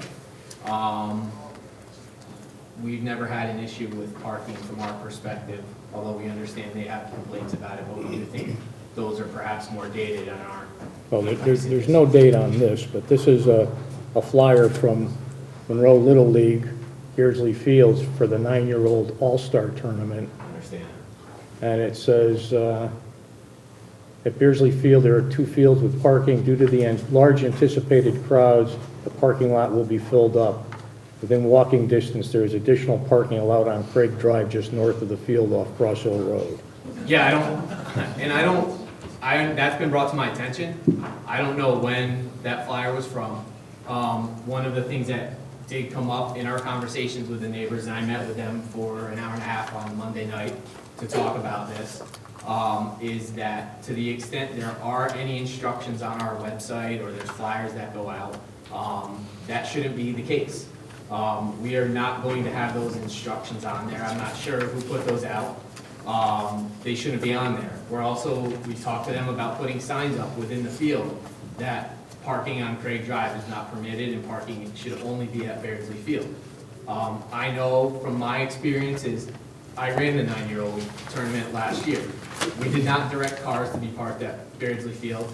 In fact, every time we had a game there for 2 weeks, I had 3 parents volunteer to be parking attendants to direct people to park properly at the field so that the cars were only on Beardsley Field and only on that property. So if that was sent out years ago, first, it shouldn't have been. Second, that's certainly not going to happen anymore. We've talked about that with them. I've told them. They have my assurance that that's not going to be a direction from the league anymore. And in fact, we're going to tell people the exact opposite, that they should not be parking at the field, on their streets anymore. Okay. Ryan? Is there any wiggle room in shaving off some time on Sunday? I mean, to fit the possibly 3 games in and start a little later, just kind of to work with the neighbors? So we've thought about that, and it's kind of a catch-22 because the neighbors don't like us there, obviously, late on Sunday afternoon either. So a later start time means a later finish time as well, and that's something we talked to them about, is that if we start later and we have a bigger gap between games, then that means we're at the field either. So we're trying to be reasonable. We asked for that time. Theoretically, I mean, could it work in principle? I suppose so. But it gives us a much shorter window to get games in, or leaves us at the field much later in the day. And one other question, this one might be out there, but I know soccer teams and sports and that do quiet games. Do you guys do quiet games with baseball or no? So, I've never heard any youth sport that's a quiet game. But, well, where they tell the parents they got to be, I wish I could tell the parents to be quiet. Spend a game where they're trying to be quiet. I know they've done it in the past for soccer. We've talked to the neighbors about noise, and there were complaints that there had been in the past PA systems and cowbells and things like that. And one of the things that I've committed to is putting up signs at the field that really the only thing that anyone should be using to make noise at the field is their own voices. I don't think it's really like a raucous crowd there. Usually it's people cheering for their grandchildren or their kids playing baseball or their teammates. But we've told the neighbors that we will put up signs and we'll prohibit anyone from using artificial noise-making devices, whether it's a cowbell or a bullhorn or beeping their car horns. And we're not saying any of that's happened, because I frankly haven't heard it happen, but we're going to make a concerted effort to make sure that none of that happens. And so as to quiet games, I don't know that I could commit to that, but we could do our best to limit it to just people's voices and hands for clapping. And you said you do signs. Is that something the umpires can kind of enforce a little bit too? If like an air horn's going off or something, can they maybe go talk to the coach? I mean, sure, we could Just kind Yeah, of put that out absolutely. there. And I would expect the coaches to Be on top of that, too. oversee that as well. And we all, it's a small town, it's a small, you know, it's a lot of kids playing, with 400 kids playing this year, 410 kids playing. But everybody kind of knows everybody, and I would direct the coaches. One of our things is at our annual coaches meeting, which is in a couple weeks, to advise them of kind of, here's what the new ground rules are. Not new, but here's what we should be doing at Bears Field to be good neighbors. Thank you. Mike? I don't have any other questions. I have one other question. There's no chance that these games could be played, any of them on Saturday? They have to be played on Sunday? So, either Jeff or I could speak to that, is that with the travel program, they have Saturday afternoon games and Sunday games. So, the answer is most of these travel teams, the kids are playing Little League Saturday morning, then they're playing usually a travel game on Saturday afternoon, and then a travel game or two on Sunday. So the way the league that we're in schedules it is there's games both on Saturdays and Sundays, so we're not necessarily opting for Sunday morning over Saturday, there's games both days. And that's the schedule we're given. And we've always played at Beardsley on Saturday afternoons, but the additional time is necessary now. Okay. Anyone? Ron? One more, so after you saying that, then why the extra half hour on a Saturday morning? I think the extra half an hour on a Saturday morning is frankly, I think that the perception that it was with our league, in all honesty, was that we thought we had a 9 o'clock start time. And for the last 4 years that I've been there, there's been a 9 o'clock start time. And I think that was frankly our error. We didn't get any complaints about it, but that's not to say it was correct, but because it has been happening, and we've been using it for that, and why we asked for it. So that's where that is coming from. Anything else? Okay, since this is a continuation of a public hearing, we should give the public a chance to speak. Many of you that are here that have spoken previously, your records are in the file. They are a matter of public record. That doesn't mean you can't come up and speak again, but if you have something new to say, we welcome it. If you just want to concur with what you've previously said, please try to keep it concise. Is there anyone here who would like to speak in favor of this application?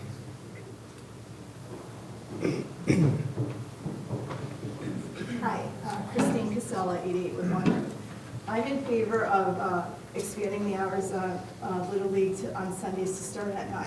I live right across the street from Wolf Park. Every Sunday morning at 9 o'clock on a Sunday, I hear the loudspeaker, I hear cowbells, I hear the horns, I hear music, I hear that. To me, that's part of living in this town. There's, I hear the concerts at the park on a Friday night. To me, that's the sound of what makes this town so great. I understand neighbors' concerns, however, my son's been playing in Little League at Beardsley. Not once have I seen cars parked on the street, garbage left. The noise is relatively low compared to these other sports. You referenced sidelines, that's one time a year they do soccer. Those games are a lot more rowdier than what you would find on a Sunday at the baseball field. I said, the town has no issues with Wolf Park at 9 o'clock on a Sunday having football games. I'm not really sure why Beardsley would be an issue with the same thing. And it's a lot less noise compared to other sports in this town. Thank you. Anyone else who would like to speak in favor? Amy McGuire, 433 Moose Hill Road. I live very, very close, right around the corner from the field. I actually walk there with my son. He's been playing baseball there for 6 years. Never have seen an issue with noise. Parking sometimes, maybe it's a little bit congested at times when games aren't pending. But it's worked out, as they mentioned. The parents are always willing to help volunteer with parking, directing people in and out. It's for the kids, basically. I've never seen an issue, and as I said, I live super close. Never heard any noise. never seen anybody litter garbage or anything like that from what I've seen in the past of complaints, so. Okay, thank you.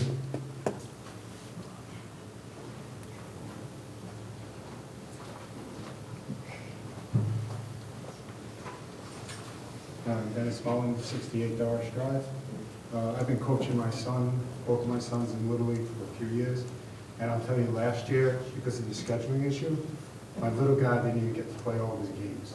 So we had to end the season 2 games short, so the kids didn't even get to play their games because they had nowhere to play. Anyone else who'd like to speak in favor?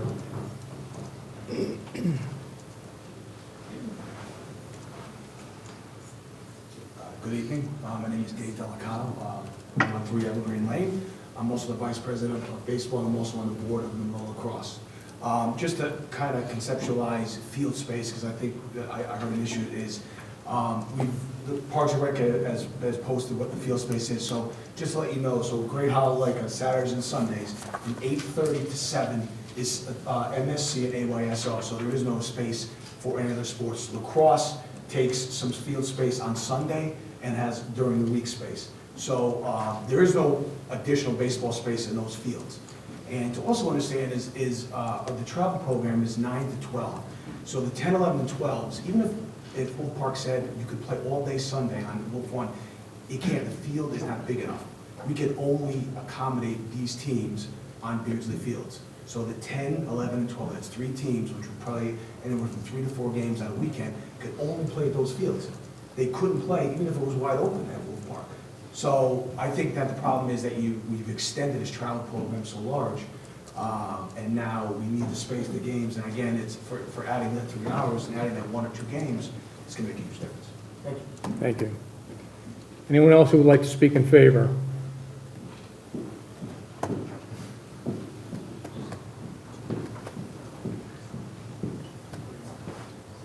Megan Slingo, 301 Cross Hill Road. I am actually on the board for Monroe Lacrosse as well, and I'm in favor of allowing the Little League to extend their hours at Beardsley. We have, as David mentioned, we have a severe on all of the programs that we offer in this town. I'm a huge proponent of sports, whether it's baseball, soccer, softball. We have some awesome programs in this town, in addition to our high school, and we're constantly fighting over space to have our programs have adequate practice and adequate games. So I really think you guys should consider allowing them to extend their hours. I think it'll help them tremendously. Thank you.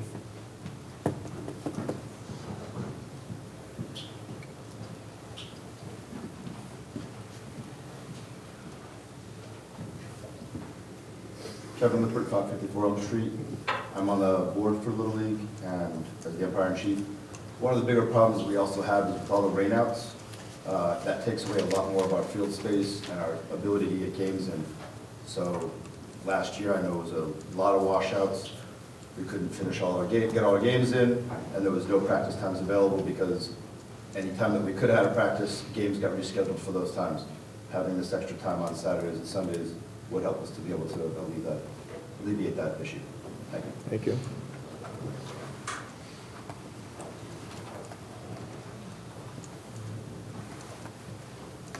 Good evening. Justin Zylik, 108 Lincoln Meadow Road.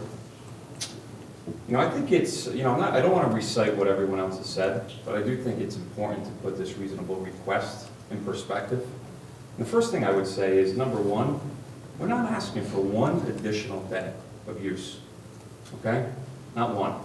Secondly, we're asking for 4.5 hours over the course of a 92-day period, from April 1st to July 1. When you think about the math on this, this is a 0.8% increase in field usage in terms of utilization. That is a reasonable request. I'm in favor of it, and I'm asking for your support. Thank you. Thank you. Anyone else who would like to speak in favor?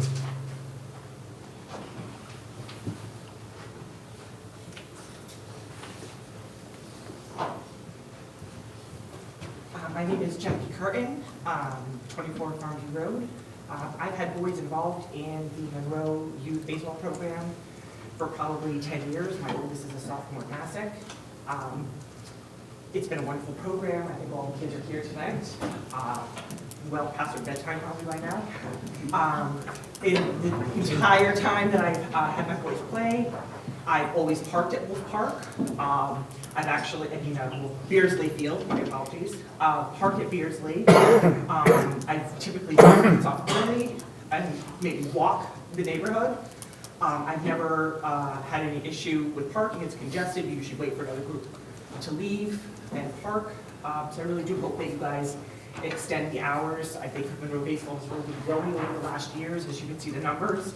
And for the kids to play competitively, it really is important for them to also be able to get those games in on Sundays. Like somebody mentioned before, there's games that are scheduled for travel programs both on Saturday and Sundays. It would be a shame if we'd have to cancel some of those games because of scheduling issues. Thank you. Anyone else who wants to speak in favor? Okay. Is there anyone here who would like to speak in opposition?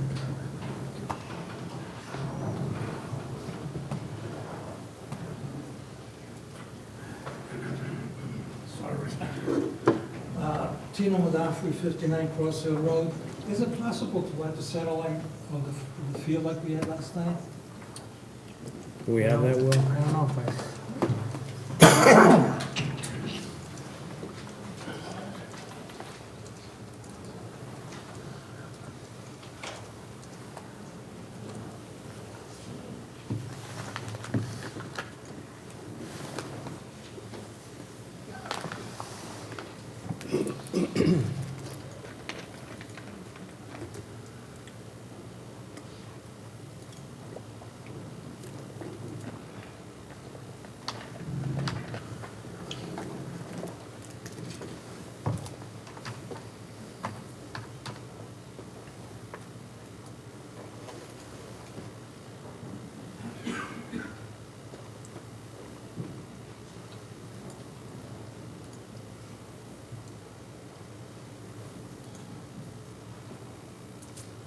Okay, I'm at 59 Cross Hill, the very first driveway after the Little League field.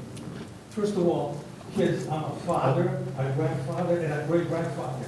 You know how much father loves to see baseball and play baseball? Grandfathers and Sir, please address the all commission, game, sir. And now I'm going to be Talk a to us. great-grandfather. I'd like to tell them that I'm not against baseball, I'm against what's happening. Okay. I lived in town 52 years, okay? Now, I hear that they have travel team, they want to extend the hours, that's fine. They want to start at 9 o'clock in the morning, first game. Now, what about time to prepare the field? What about time to practice before the game? Does it mean that they're going to be there at 7 o'clock in the morning? Now, for all the parents that are in favor, as I said, I went to every game my kids and my great-grandkids play. I go there for an hour, 2 hours, whatever the game is, then I go home and I go on with my own life. The neighbors have to see scenario number one, game number one, game number two, game number three, game number four. That means that my day, my weekend starts on a Saturday morning at 7, 8 o'clock in the morning until 8 o'clock at night. 24 hours that I cannot use my backyard? No. As I said, I'm in favor. I've been here 52 years. I ran this league. Now they have a problem because they have a travel team. Little League used to be Little League. 8, 9, 10, 11, 12-year-old kids. Now it's not our problem that they extended their program to include travel soccer and play over there. That field was there for Little League. As I said, 8, 9, 10, 11, 12-year-old kids. If they want to play travel team, they should have thought of it before. Where are we going to play? Now, I'm sure that they have the schedule, that the season is going to start next week or the week after. They should have realized before they started the schedule and get involved with the travel team, where are we going to play? Not the last minute, can we play, or we want to play, we want to extend the hours. I don't know if I'm right or wrong, but as I said, Little League is Little League, not softball, not travel team, not any other program that they want to get involved. In the past 52 years, we had Chalk Hill, we had Monroe Elementary, we had Wolf Park, where baseball was played. If they lost it to the other team, it's their problem. When the other leagues, soccer, lacrosse came in, they should have said, wait a minute, those are baseball fields. You want to play lacrosse? Go find another field someplace else. No, they gave it up. And now we have to suffer, the neighbor. And the other question that I had, or the other, you see that nice green area or the parking area? The past month or so, 2-3 months, they went and they got milling from whatever towns they got it, and that whole area there is all black, one big parking lot. Were they in compliance to do that? No. I have no idea. We'd have to check into that. What do I see? To put some grass back where it belongs. I don't want to see a parking lot. If I pave my front yard, I'm sure the town will come in and say, don't do that. You cannot do it. And I would like to see all that milling removed and have a driveway that shows over there and have some grass, because I don't want to look at the parking lot. Now they're talking about putting signs in. I gotta look in my backyard and see signs? I don't want to see any more signs. You see my first house, the first driveway? Yep. Okay. I look right outside of my backyard, and I gotta look at those more signs? No.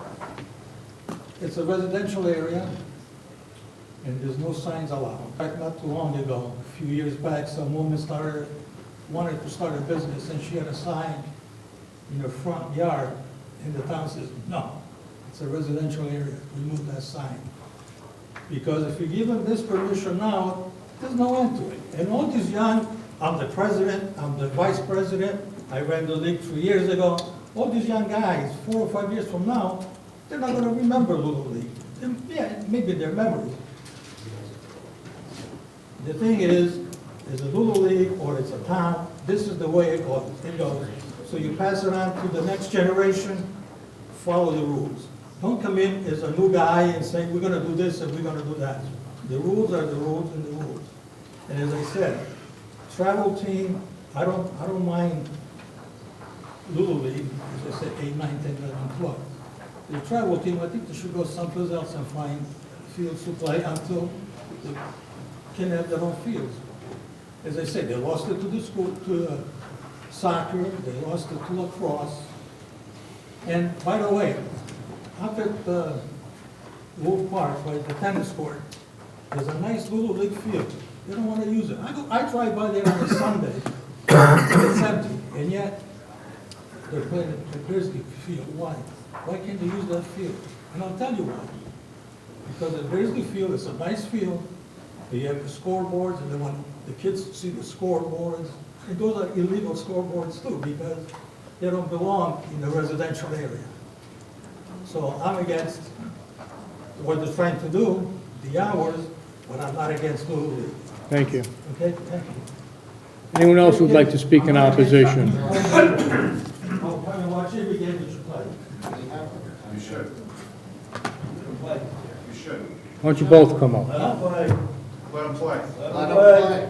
Let them play in your backyard. There's worse things they can be doing than playing baseball. A lot worse things than playing baseball. So. Hi, I'm Scott Stewart, 22 Craig Drive. I support Little League, and I support the kids in town. I've coached, I run PAL in Fairfield. I just have a problem with them coming in after they found out people don't support their action and asking for these extended times. All of a sudden, oh, we got a problem now. We gotta go to appease them and talk to them and find out what the problems are. They know what the problems are. They've been doing it, well, I played there 48 years ago. And we couldn't play on the weekends. That's the way it was. And on support the kids and the problem, and they have with fields. But you gotta remember, the people have to live here. All these folks that want the kids to play, they go home. But we have to live there for the 8 to 12 hours they want to play in the fields.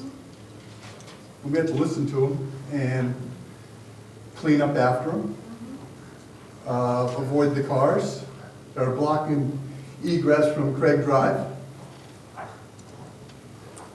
You know, I just think, keep it the way it is. They have more than enough time. They can play 3 to 4 games. They have to rush, yeah, maybe. But if they want to do it on Sunday, you know, we need our time, some time for ourselves. And people in the neighborhood don't want to be listening to the cow bells at 9 o'clock in the morning. And then, when you think about it, the fields have to be prepped. You want to start at 9 o'clock or at 9:30. That means the guys bringing the lawnmower out, they're cutting the lawns at 7. They're not supposed to on the weekends. They're dragging the fields. They're raking. They're doing whatever that prep they have to do before the 8 o'clock hour. On the weekends, in the town of Monroe, you cannot be working on your property before 8 o'clock, whether construction or maintenance or lawn care, whatever you got to do. You know, we're looking like the bad guys here, and we're not trying to be. We just want to protect our rights as property owners here. You know, we have, you know, we put up with their players. Kids come to my yard all the time, pick up the baseballs. I don't call the cops about it. They cut through to try to get to the fields. I don't call them because they're the path from my house into field 2. You know, I don't say anything. I could. You know, I just think keep it the way it is. You know, and allow the property owners to enjoy their property for a while. You know, it's 9:30 on a Sunday. You know, people want to rest.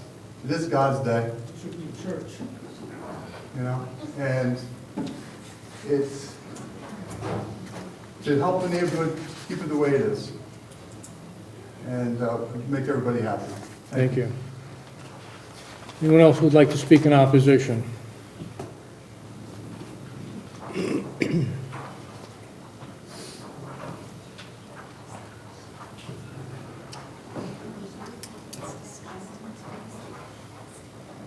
Rich Muehlin, 5 Craig Drive. I'm not going to try to repeat, but just kind of piggybacking on what Scott just said.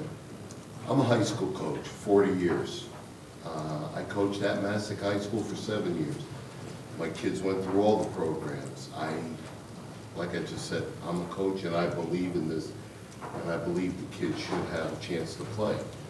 But being honest, and as a property owner, living here for the last 30 years, I just can't help it, but I take offense when I hear people telling everybody here, after we live it, that nobody parks on my street, there's no garbage, there's no issues with people trying to get in and out of the road, there's no parking for one of my family. By the way, where the field is on 1, 2, 3, that first corner house on Craig Drive, and when I want to have people over to have a picnic, there's nowhere to park, and the noise itself, it doesn't bother me as much sometimes because it is part of the game when it doesn't get out of hand. But again, I coach ice hockey and I coach softball. I'm coaching from October through June. When it's time to come home and relax on a Sunday, I'd like to do that. That's all. Thank you.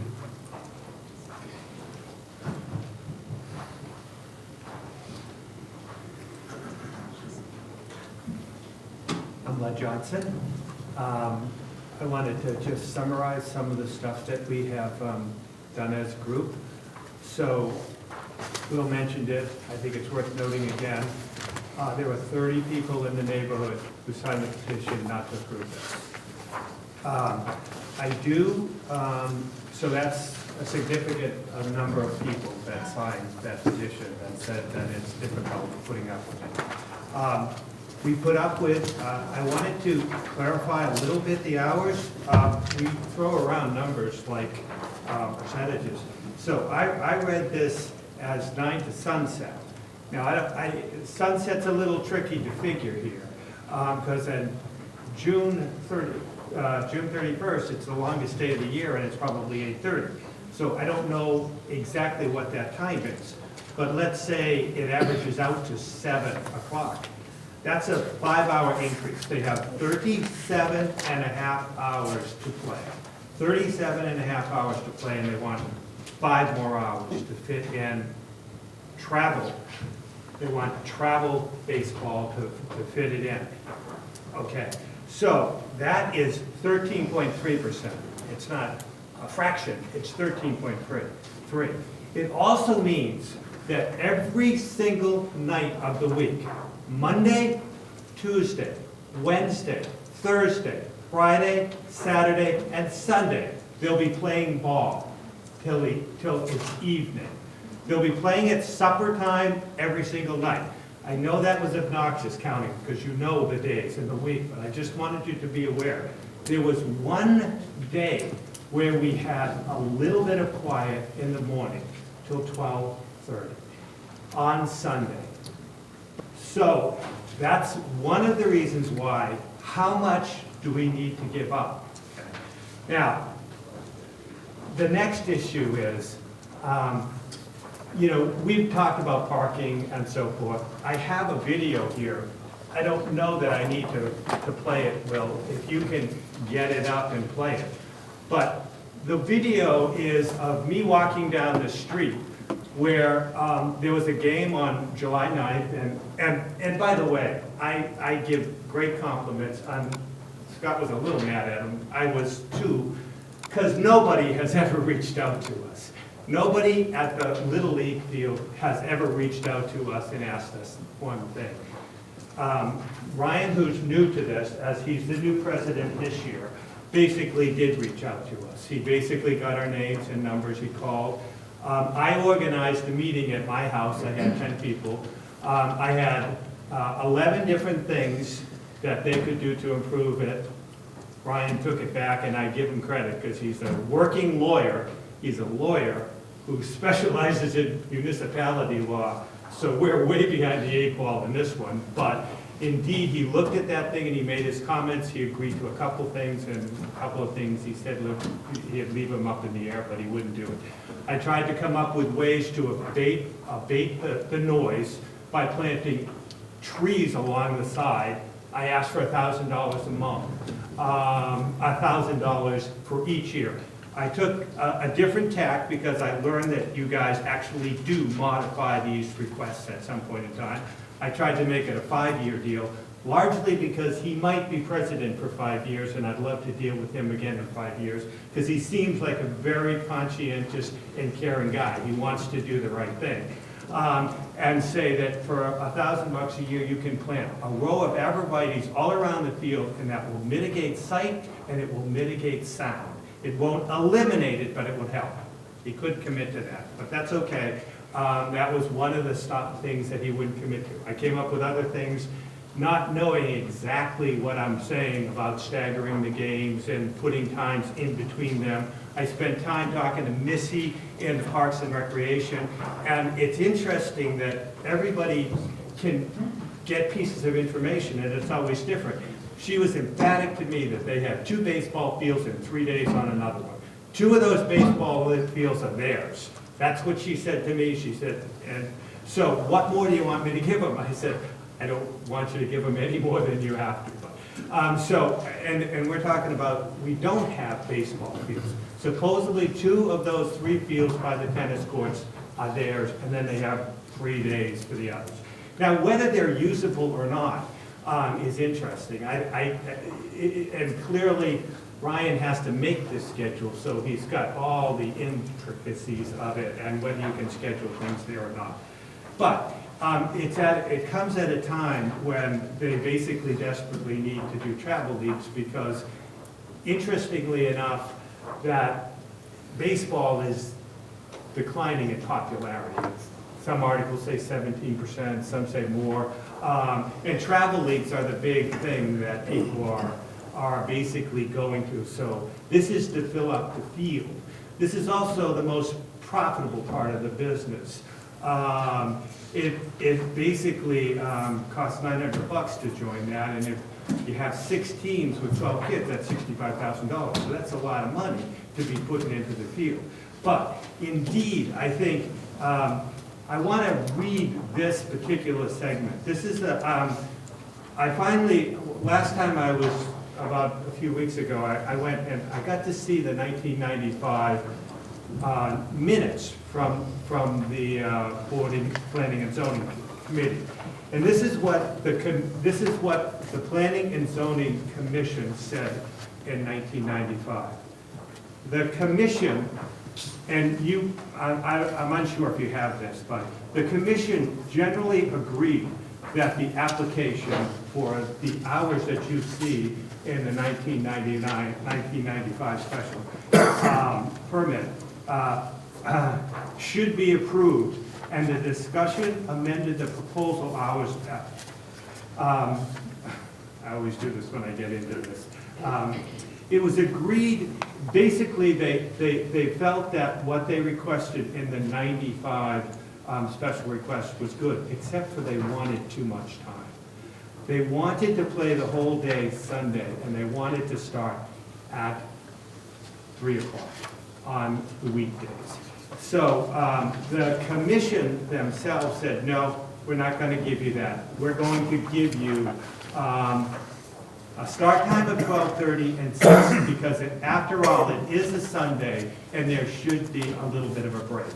So I ask you to read that in the 1995 minutes, what the commission said at that point in time, that the neighbors were deserving of that break, and I hope that you think that the same way that they did. I've already talked about Ryan. So I think that there is more of a scheduling issue here than what we're being told. And to your question, Ryan, what happens if you don't do this? The way to find out is not to forgive them the hours. And I would be willing, I suspect that they'll be able to figure out the way to do it. They're stacking up 4 games on 4 games on 2 diamonds.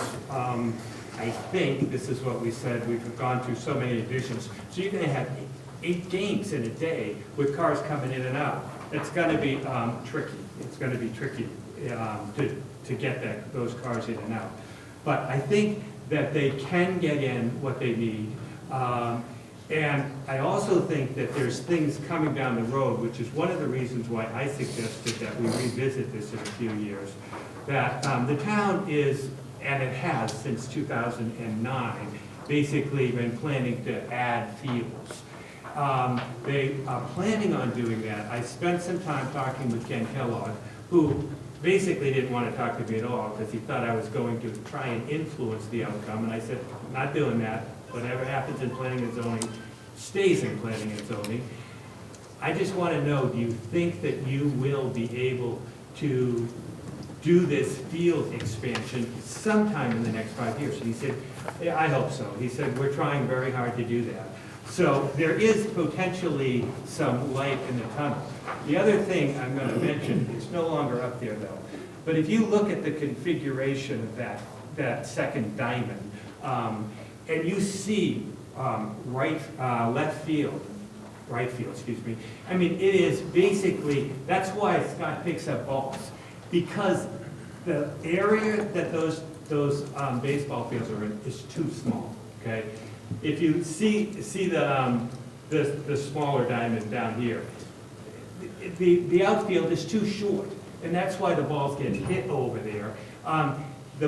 And everything is crowded in there. All of the parking's crowded in there, and the two diamonds in there. In the long run, it behooves them to get to Wolf Park. If they do have these 2 fields, to utilize those 2 fields. Now, we've never tracked it because we've never had a way to track it. Now, we probably can track it. We can look at the schedules. I don't know exactly how to track it on the town, but we have some members who have said they've gone down on a Sunday and they see the 2 empty fields, and they're playing at Beardsley.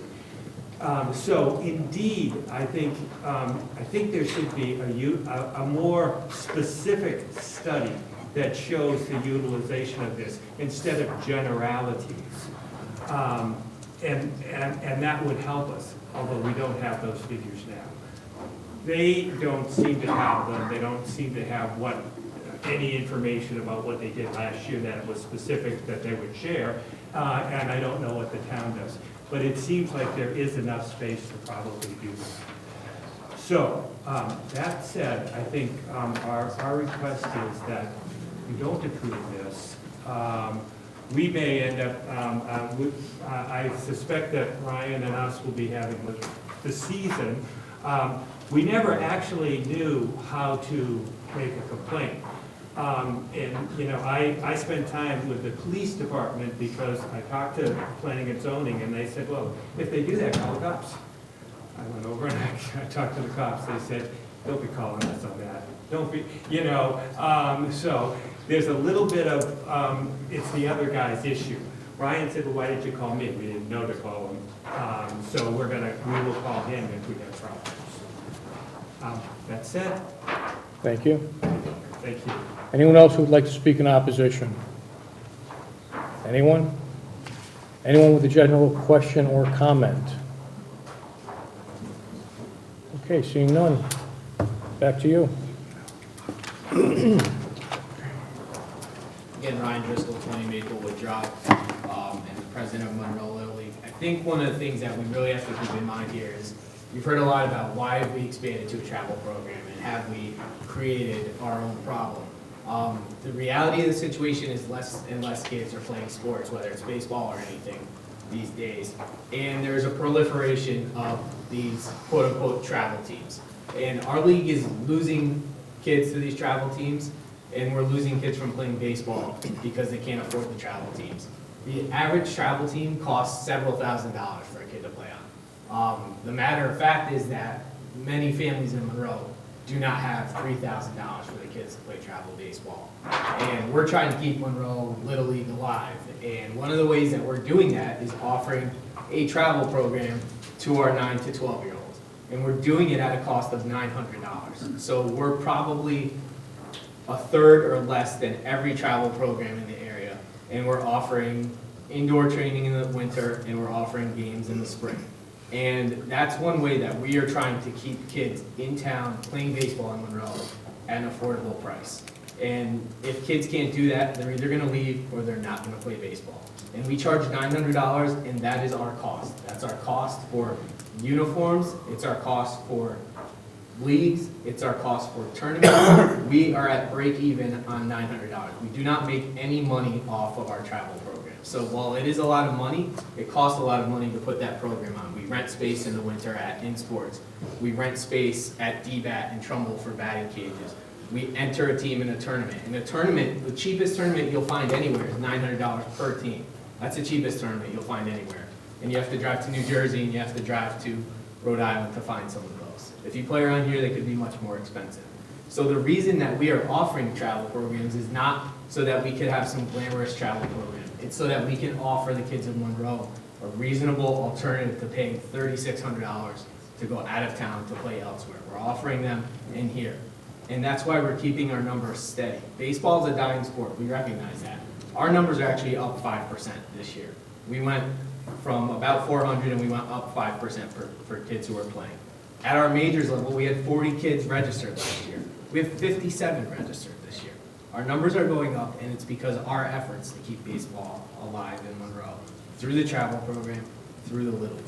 So that's why we are where we are with the travel program. To the extent people are complaining about the actual layout of Beardsley and the time we're being there on Saturday, Sunday afternoons, you have to remember we're using it under an approved use.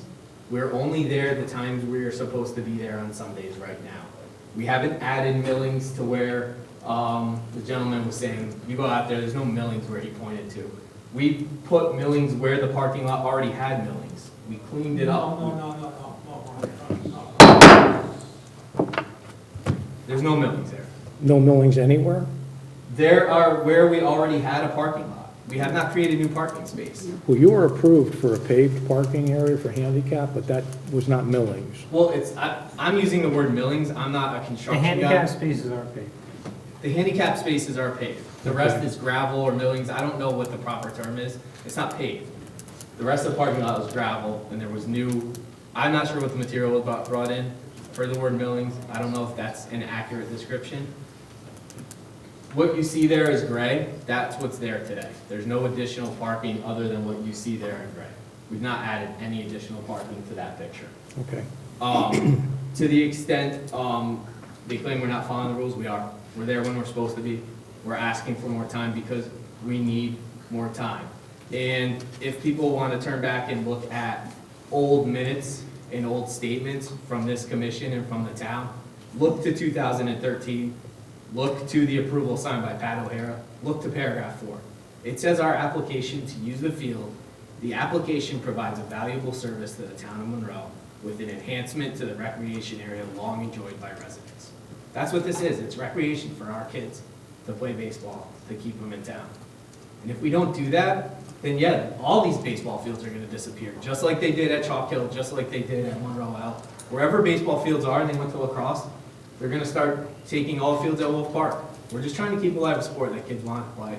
We're trying to do it, and we're trying to follow the rules. We didn't go out there and play when maybe somebody would have. We came here and we asked for permission. We are following the rules.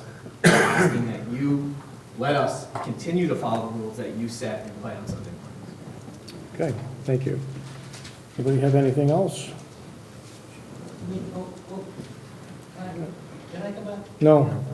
Well, he did twice. He went twice. He's the applicant.